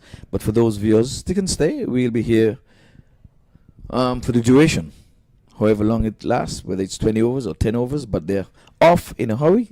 They're going as if they're on a freight train. Absolutely, and that's the beauty of the game. How these batsmen can be very explosive, and you know what, the bowlers need to do their job in terms of containing the batsman. We know that these two opening batsmen, they like to play shot, but what you're going to do as a bowler, you need to focus on your line, your length, and get things right and put the batsman under pressure. Well, the wicket is not pacey, and the batsmen now, they themselves have got to generate some pace to get the ball off the square. But already Southpaw is coming in. Last time he's playing one in front of him. A dot goes into the book. So at least a good start from the young man. That's Jelani. So he starts with a dot. Yeah, very good delivery. Just pitched about leg stump, swinging away from Lewis. Lewis didn't make contact onto it. The score's on to 17 without loss. Yes, Lewis is a hard-hitting batsman. I saw him practicing at the MAQ ground there on Sunday. And he was look at this, a flick of the wrist. And away she goes. Down into the deep mid-wicket boundary for 4. Fielder there, number 7, sporting the number 7 on his back. He made a gallant effort to to restrict the batsman, but it was all in vain. Yes, very good shot. Just a flick of the wrist. Timing was up to perfection, and that's just the power of Kinar Lewis. He can hit a long ball, but that's just clinical, out of his pad with the wrist, a flick down to a mid-wicket region for 4. And that was a proper cricketing shot. He goes into double figures. He's on 11. He waits, and this time he's guiding this one out into the offside. And a little bit of fumble out there, and it's eluded the fielder and goes into the boundary for yet another boundary. And if you look the way he just time it, he just place it just with the wrist, no muscle with the shot whatsoever. Clinical. And we were talking about him earlier about the CPL. I think he was missed tremendously this season in the CPL, because he's that sort of player who likes to play aggressively and he likes to get the game on the way. And he's showing that tonight. He's showing his class and his attribute to the game of cricket. Well, with quarter of a century, his total is down to 25. He is on to 15, Lewis it is, and they have just received some 6 deliveries. And Chandrapal Hemwaj, he is there on 8 keeping company. He's only had some 4 deliveries. So a partnership quick and in a hurry has gone on to 25. I think these two are probably two of the best opening pairs in this tournament that I've seen all day. Great work from the man at long on. Mid-wicket, shortish mid-wicket, restricting the batsman from getting a single. And you can see the disgust in Lewis's as he tried to rehearse the previous delivery, saying that should have been flicked away also for another boundary. Oh, he's going aerial. He's going towards a man stationed in the long on boundary, but he just looked up to watch the ball just sail over his head. He just timed that ever so sweetly, as if to say, the ball is on a string, I'm just going to hit it out. Absolutely magnificent, effortless. He went through the shot. It wasn't 100% there to go for, but he went through it, the one-handed shot over long on. Very good shot from Lewis. Very effortless and very good timing. That's just the quality of the man. Really good player. Yeah, it was not a bad delivery. The ball was hit on the up and quick and fast, and in a hurry they've gone to 31, and of course a partnership of 31. Lewis himself has relished looking at 21. He's all of a man's age now, 21, and just received some 8 deliveries. So we had started with a dot, and we were excited to see that dot, but then we had consecutive boundaries, and then we had 2 dots, and the last delivery was over the boundary ropes for 6. So that's how that over went.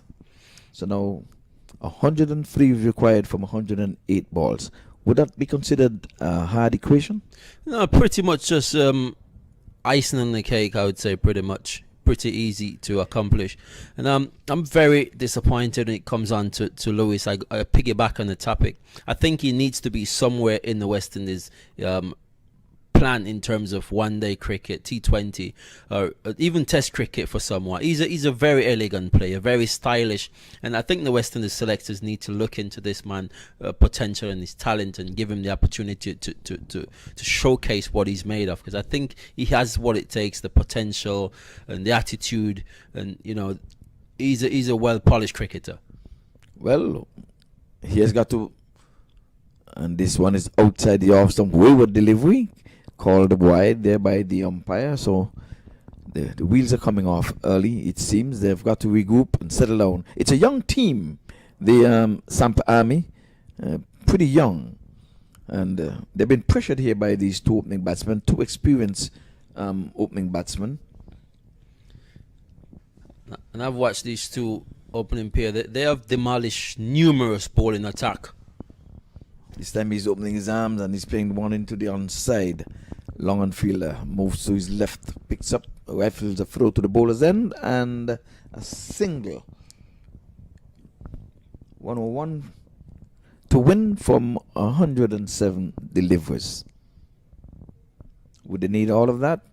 We will watch, we will wait, and we shall see. Well, my analysis, I must say, I'm gonna put it to 15 overs, 16 overs, somewhere about. If Lewis bat until 9 or 10 over, I could see this game finishing at 14 or 15. Okay, we'll be here, and we want to welcome all the viewers who are onto the MAQ TV.com. Spread the word. TV is coming to you live from the Central Regional Stadium. Leg by goes into the scorer's book, so extras getting up there. Lewis 21, Hemorrhage 9, Partnership 34. They're going tremendously at 14.6 runs and over, which is really decent in T20 format. And they haven't been playing any reckless shot. They're playing proper cricket shot so far, and they're just, keeping that momentum and keep the score rotating. This one's a flick of the wrist, and he doesn't even move. So every time Mr. Hemwood scores boundaries, he just stands, delivers, and poses for the camera.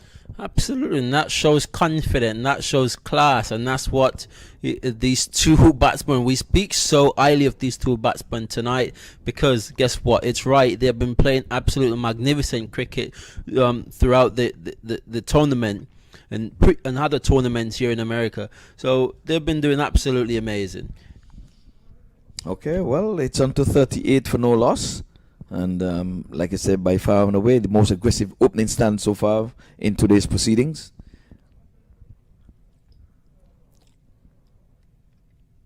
This time he's going big. He's going far and beyond the boundary ropes. He's too getting into the act of hitting sixes. So Hemwich, the little man, has gone aerial. He has gone up to 19 quick, fast, and in a hurry. Score goes on to 44 for no loss. Absolutely beautiful shot. Ball was there for that shot. He just stood there, getting the right position, and over mid wicket she goes, about 15 rows back. Very good shot, and not slug. Decent cricket shot. These two players. No, that's proper cricketing shot. Just a flick of the wrist, and away she goes. Absolutely, they're in a hurry to finish this game. Party's on tonight. Well, it better be at the hotel. And he's going again, inside out, but he's not getting enough of this. But he would have gone over the 30-yard circle, but it was not enough to get down to the man station in the long off position. So a foul shot, but nonetheless, he lives to fight another day. He goes up quickly into the 20s, joining Lewis, who is on 21. These two batsmen going over 200 strike rate at the minute. Really, really good stuff. Yes, 45 for no loss. And remember, they're chasing a target of 134. They're not making heavy weather of this at all. They're making light work of it. And that's what you need to do. You're a confident player. That's all you need to play. Just keep that going, keep that energy, and keep fighting. Going to get some over toes here. No, both batters would have gone beyond the sticks, trying to make good their ground. So ball was tried to the wicket, and it was overthrown. No one was backing up. But that over comes to an end. Over number 3, it's all of 46 for no loss. My word. Very good stuff, Ivory. Your assessment of the pitch so far, you think it's going to remain throughout the tournament a low scoring equation, 130, 140, in terms of what you have seen? Or you think the wicket might dry out a little bit more tomorrow, being the fact the covers has been on there for a while, and still some juice, some mice underneath there? You think tomorrow it might dry out a little bit more, and you might see a little bit more action from the fast bowlers? Yes, from my experience, it's going to harden as the game proceeds. As soon as the proceeds are happening, we have pitch number 4. That's what we're playing on. But you can see pitch number 3 has been prepared. So I'm not sure if they're going to be playing on pitch number 3 tomorrow. But I can tell you, with all the rains that would have fell on these pitches, this is the cause for the slowness of the pitch. But with the sun coming out, wind, no more rain, I can tell you, this wicket would level out and it will become a batting paradise. Absolutely. And if there's no deterioration in the pitch in terms of you getting lots of cracks and stuff like that in the track, there's no need to probably go to wicket number 3. It's a decent wicket. We have played on this track for 5-6 days tournament, and it's a remarkable track here. I must give credit to the grounds official, the tremendous job that they've been doing throughout the years. Well, the ICC tournament was played earlier this year before the pandemic hit, and all the matches were played on this pitch number 4, all of it. And as a matter of fact, the cricketers were the ones who were asking to play on the same pitch. This time he's going in the air, and again he's not going to move. My word. Just another flick of the wrist, and he goes for 6, and the 50 comes up on the board, quick, fast, and in a hurry. 52 it is. Lewis goes on to 28. Well, my initial thought that was going to probably get 1 or 2 bounce into the boundary, but my word, I was surprised the way it just carried all the way. Just clinical timing. Lewis, absolutely a terrific cricketer. And he goes inside out into the offside, and the result? 1 bounce. 1 bounce. 1 bounce 4. So they're taking advantage of the power play, where the power play is up to 6 overs before they can put more than 2 fielders outside of the 30-yard circle. And these guys are really going gung-ho. It's the best partnership so far, opening partnership of the day's proceedings. Absolutely, going over 16 runs and over. Really great going from these two. And the captain needs to get the breakthrough. He needs to turn to his strike bowler and set a plan and execute, because it's just going away from them at the minute. They need to get back in the game, get a wicket or 2. Well, they're trying, because the spin is on now, and he whacks one down the ground, and it's going to go for 4. And he didn't really get a hold of it, but he tugged it from outside the off stump into the onside. And like I said, the men are up in the circle. The 2 men who are out would be one in the long off position, and I'm not seeing the deep cover. And the deep cover. So both men in the offside. Yes.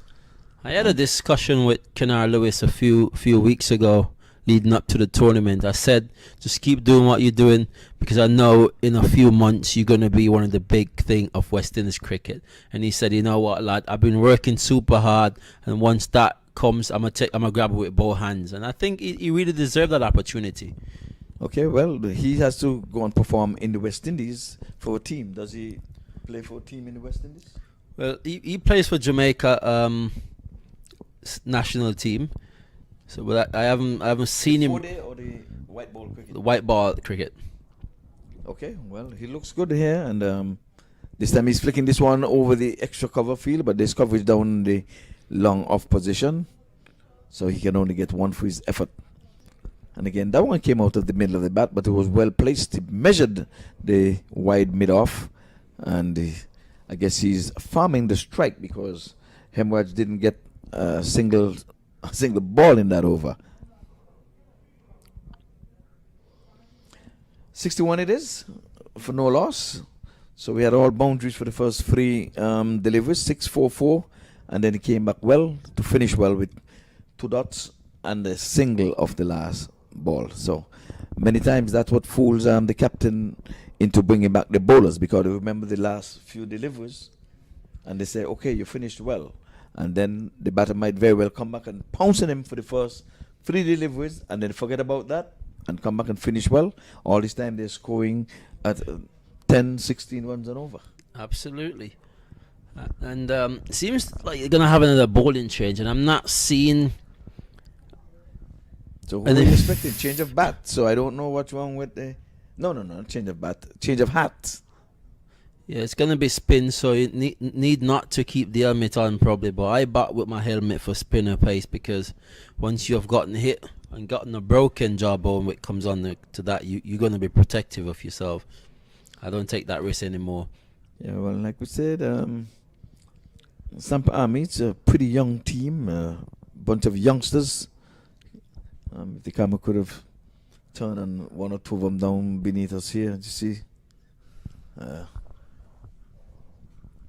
Yeah, that That's- couldn't be more than 13 or 14. Oh, this is a big shot over cow corner, all the way for 4. 6. All the way for 6, I beg your pardon. All the way. And Keena Lewis, he's not making joke. You think he's trying to get a flight to go back to Jamaica quick and fast and in a hurry? Possibility to go back to Jamaica tonight and get back to Florida. So he's in a rush to get the game out the way. Well, he's going to be, if he makes it to 50, he's going to be the quickest 50 of the tournament. So both batters were just into the 20s. And now he has gone double that. He's gone bigger. Oh, my word. My word. Another half a dozen. And the spectators were in the stands. They will have been jumping. So that takes him on to 49 from 18 deliveries. I wonder if he's trying to get out the park right on time. Did someone say we have to leave the park quick, fast, and in a hurry? Well, he's in no joke at the minute, and that's just to show the man class, the way he plays. A magnificent shot. Young, inexperienced team. They're trying to get things right, but Kenar Lewis and Imraj not giving them an opportunity to breathe. They're just playing explosive cricket, proper cricket shots to all sorts of the park.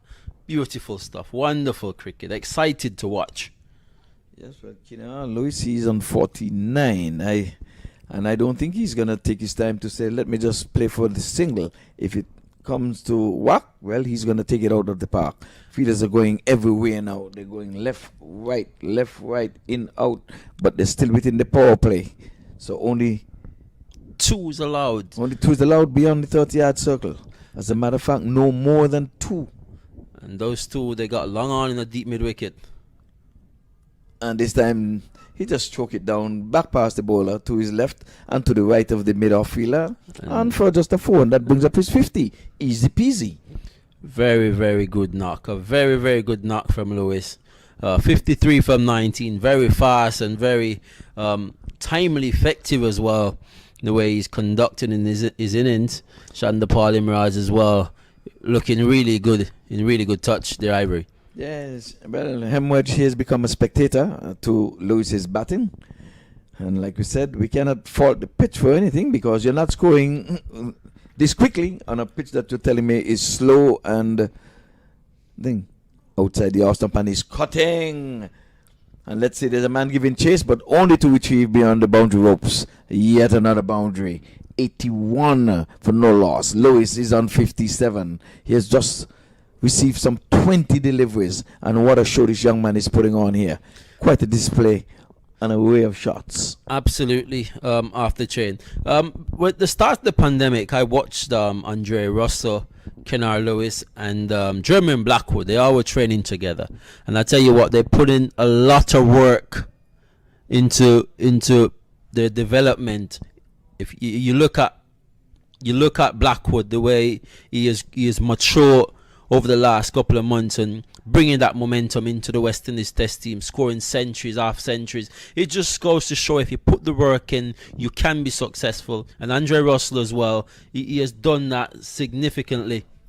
Well, a moral victory with the previous delivery when a dot went into the scorer's book, but we have a misfield here, and that ball ran to the boundary for yet another boundary. So we have some 24 runs coming from that over.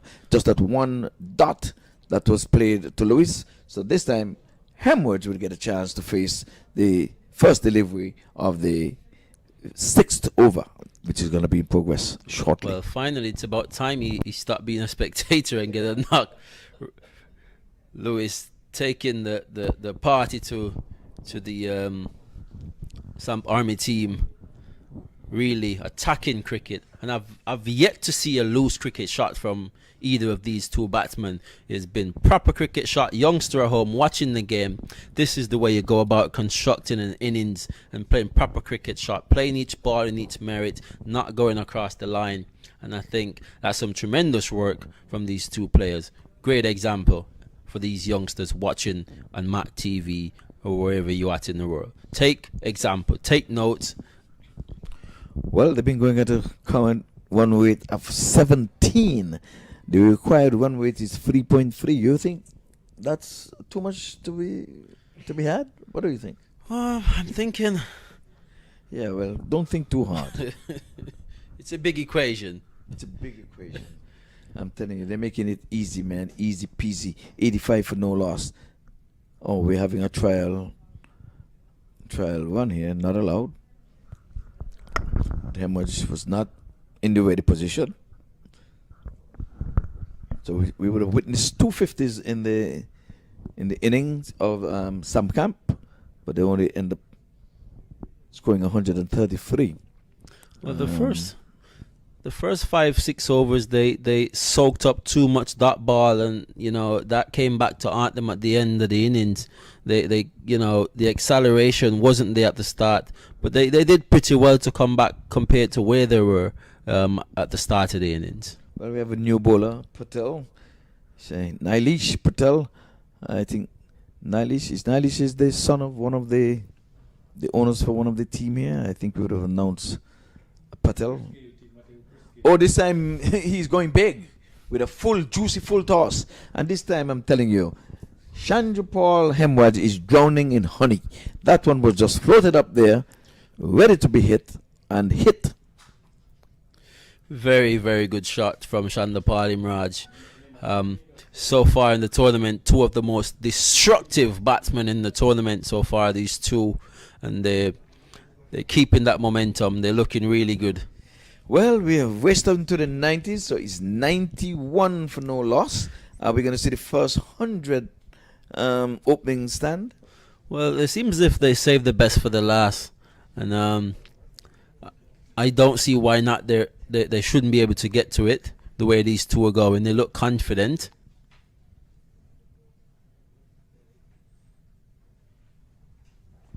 But a weird dot goes into the scorer's book as Hemwad just stroked this one off the pads.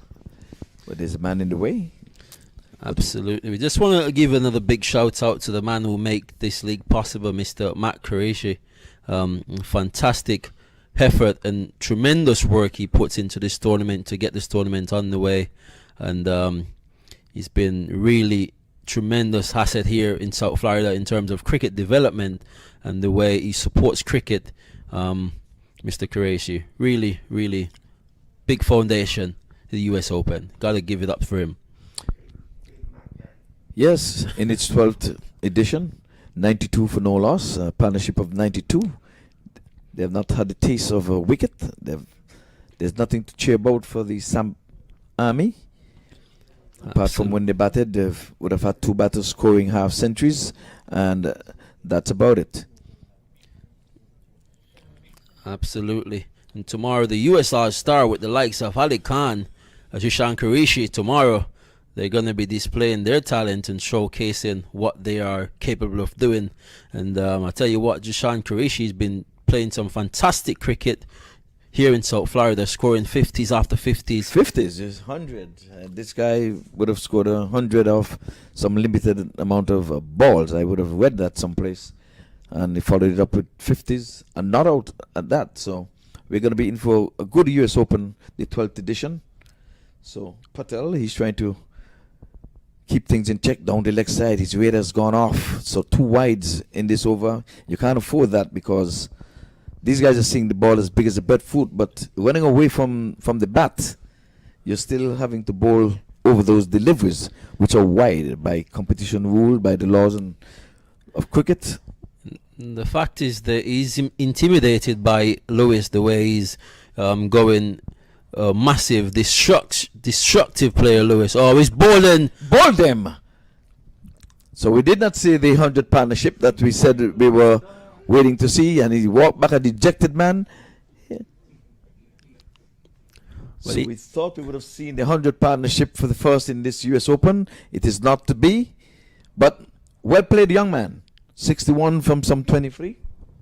Yeah, very, very positive start, and he already did the damage, and he really showcased some positive cricket, Lewis, to get his team in a demanding position to win this game.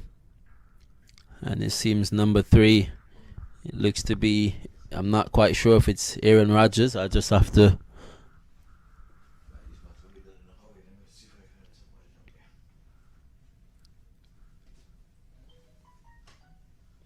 Aaron Jones, I beg your pardon. It's cricket, not NFL, eh?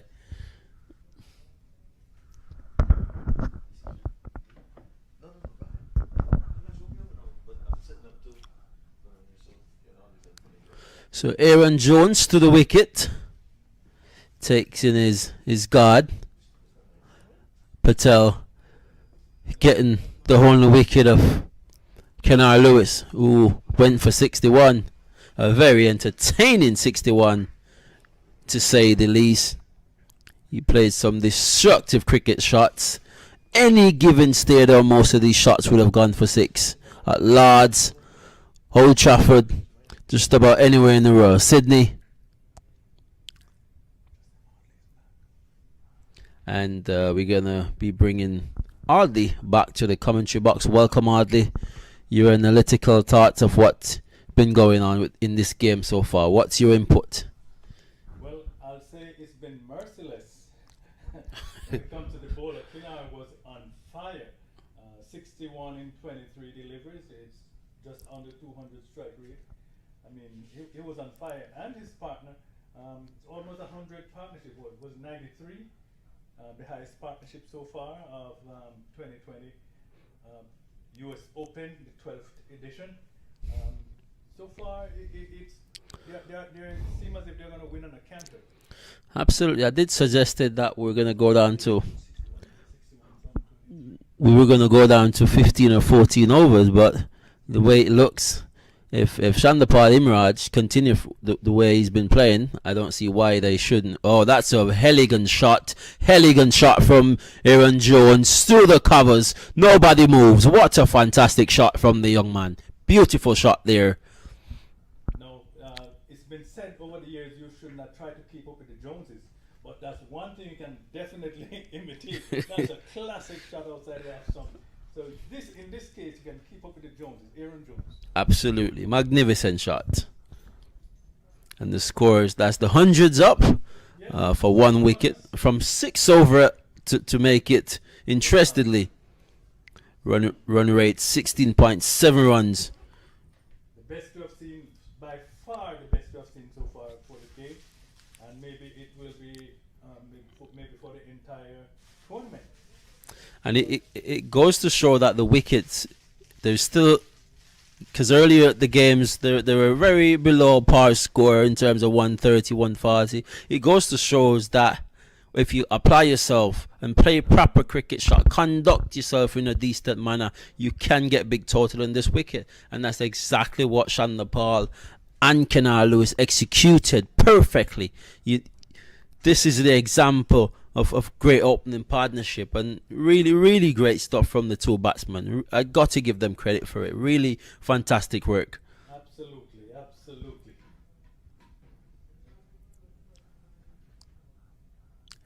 Hana coming into bowl, first over.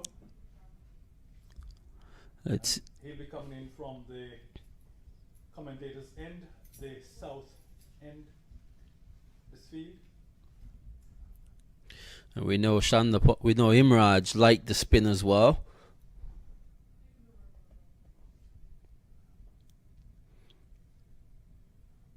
You don't have to be in any hurry, but they seem to be they were in a hurry. Slow down a bit. With just a little over 30, some 35 runs to get, just 35 runs. And I'm always trying to keep it in mind that just in case they come down to net run rate, they should knock it off as early quick as possible. Absolutely. And we need to get out of here before 8:30. So why not? And the way he plays, Imraj, he plays a natural flow of cricket shots. He doesn't sit back and allow the bowler to get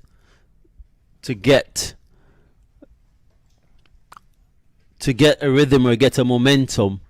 He likes to play his cricket shot, and I like to see that in T20 cricket. Batsman applying pressure, let the bowler go out the box, think what to do. Am I going to get a slower delivery, of a quicker one, variation? And it's just the nature of the game, and it's really good from a batsman perspective. And of course, it's been said that the best defense a lot of time is to go on the offense.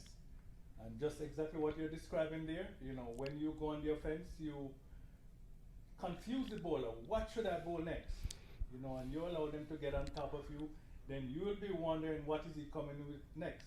And that's the sort of cricket I like to watch her playing, because I like to go out the box. You know, I like to be put under pressure when it comes on the cricket, and you know it gets the best out of you if you are a smart cricketer and you know you want to develop the fundamental of your game.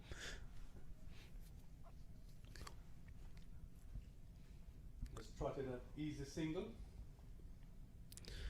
No need for a rush. Just 2.5 runs required per over to win the match. Somerset Cavalier, Jones in at number 3. He's on 4 from 1 delivery. Strike rate of 400. A very elegant shot he played out through extra cover to get him off the mark with the first delivery. He also plays for the USA national team. Yes. Bat at 3 or 4, I think. He's out of Jamaica. Jamaica heritage, but I think he lives here in America, of course. If you were to play for the USA, very good batsman, Aaron Jones. There he goes. He just worked this one down to backward point for a single.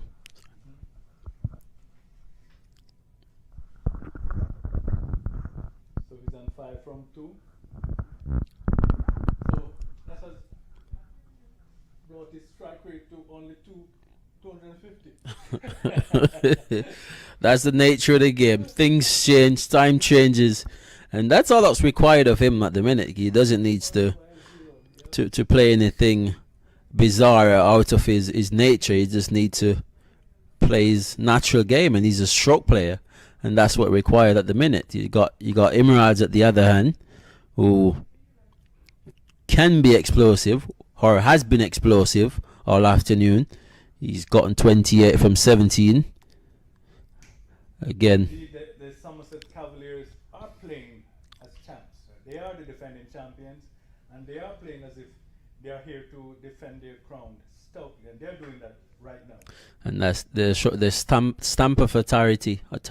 You know, oh, Aaron Jones, a beautiful shot again, a fantastic shot. The fielder was trying to get there effortlessly, but Aaron Jones, the time and the placement, the fielder just couldn't get at the end of it. Very good shot. As a matter of fact, he had 3 fielders chasing, left them all in dust as the ball springs across the row down to the boundary.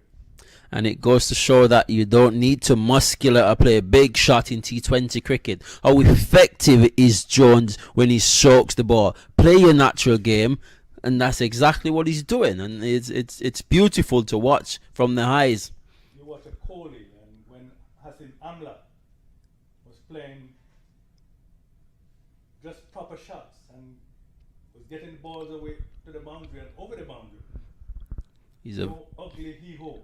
Very classy campaigner Jones. He moved up to 10 from 4. Really good batting, and Imraj still looking rather decently, but he's on 28 from 17, but rather quietly but destructively. And it's not that he's batting slow, but because of the sort of pace that was set by his colleague. Let him look like he was slow, but he's not really batting slow, because a 28 from 17 is acceptable in T20. Absolutely. Just want to say again to the viewers, thank you all for joining today, and you know, continue to support MAQ TV, and you guys been absolutely tremendous, and we just want to give you guys a big shout out. You're on Facebook Live, you YouTube, you're streaming on YouTube Live, or you on the MAQ app. We just want to say thank you for joining us and continue supporting throughout the tournament. Yes, of course, downloading the app wherever you are. You can be watching cricket as you go. I've done that on many occasions when I'm not in town and cricket is being played. Then I tune into MAQ TV and I watch live. And the quality of the app is magnificent as well. Yes. It doesn't stutter a lot, doesn't stutter whatsoever. It gives you good clarity, good sound, and that's all you need. And may I say to the newcomers to MAQ TV, whether you're going by the app, YouTube, or whatever, it's 24/7 cricket. 24/7 cricket. For all the cricket lovers and for all you who would like to learn about cricket, just stay right where you are. MAQ TV. Quick single.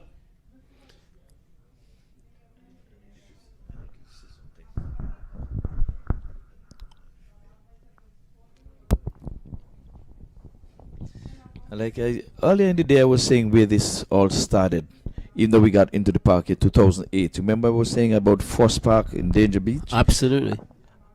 I should not have forgotten one Nazir Charlie Javid. He was the captain of that team, and he went on to play for the USA 12 years. Became him the vice captain of the USA team.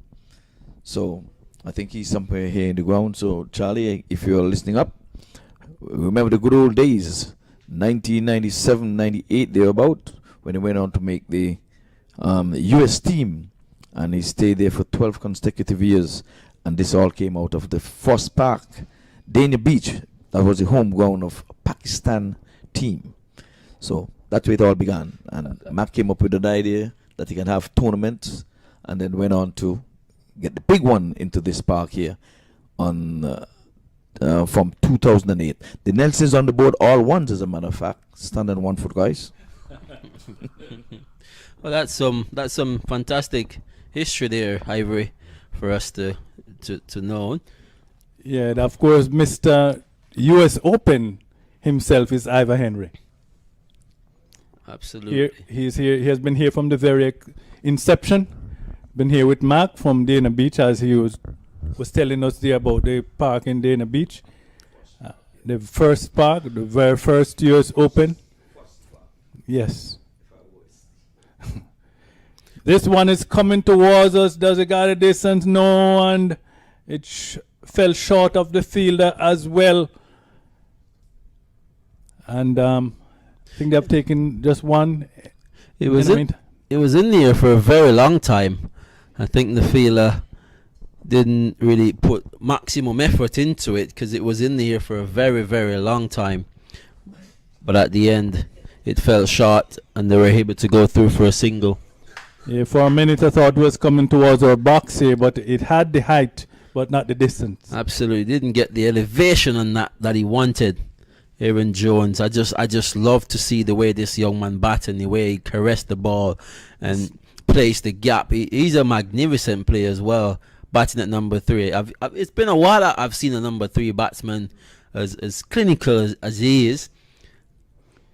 And it's good when playing the way he is, because he's placing the ball. For instance, the last one was this pat for an easy 2.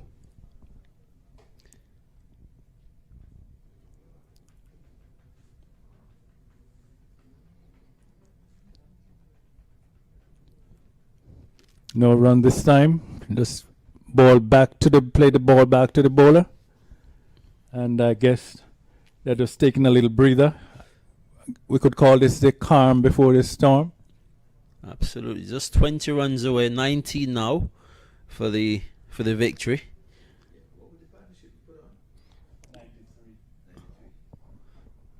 So the previous partnership between Imrat Chandapal. Thank you. Chandapal Imraj and Kenar Lewis was 93, and this current partnership is 21.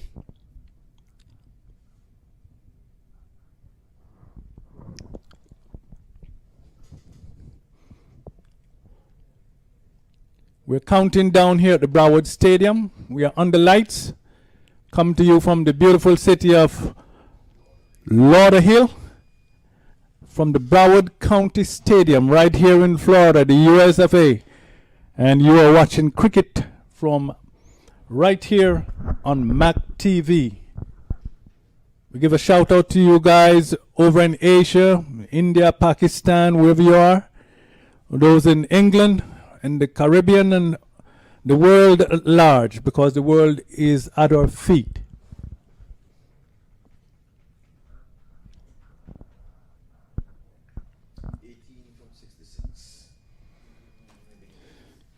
Prediction was 14 overs, but the way things are seeming, it should be by 11 or 12. They should be able to get to their target. That would be very good for the side, very good for the team.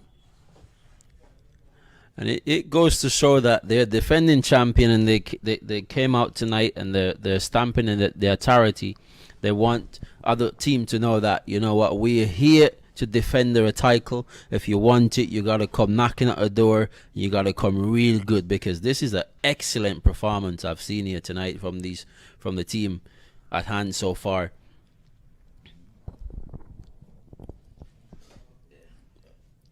Chandapal Imraj muscles this one, but wasn't able to get it the way that he wanted to connect.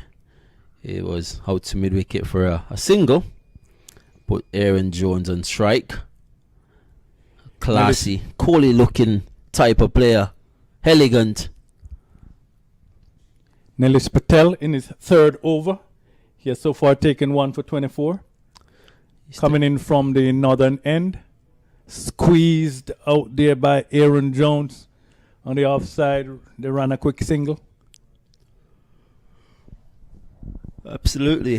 He's been the only bowler to succeed in terms of getting a wicket today. And pretty decent for...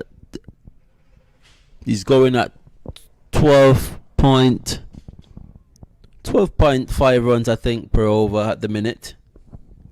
Oh, Chandapal Imraj goes, and he goes big. That's gone 25 rows back over long on for 6. A very good shot, shortish delivery. He waited for it and executed with style. Fantastic shot. We almost have to call the fire department to get a ladder to go and get that ball. But the fielder happened to climb over. Yes, he made it. And now the ball is back in play. Indeed, that should be a 12. Absolutely. Absolutely. Well, So, much closer to the target, 124 for 1. Just a matter of time. Partnership 30. We are in the 10th over. Yes, and he's going again. Did he have enough on this one? Yes, he did. Yes, he did. The fielder was looking up, counting the stars. So, what did the umpire signal? Was it 4 or was it 6? 6. It's another 6.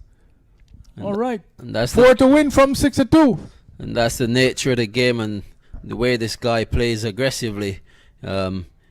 He plays his natural game, and he plays his game in his head, and that's all that matters to him. And that's what it is once you're playing T20 cricket on your team. He goes again, and this time it goes over. Game, set, match. 3 consecutive sixes. And it's all over. And it brought him to a 50 as well. Oh, yes. Another milestone. He batted 50 from 25, 200 strike rate. And the game is over. Game, set, match. In the 10th over. 9 overs and 5 balls.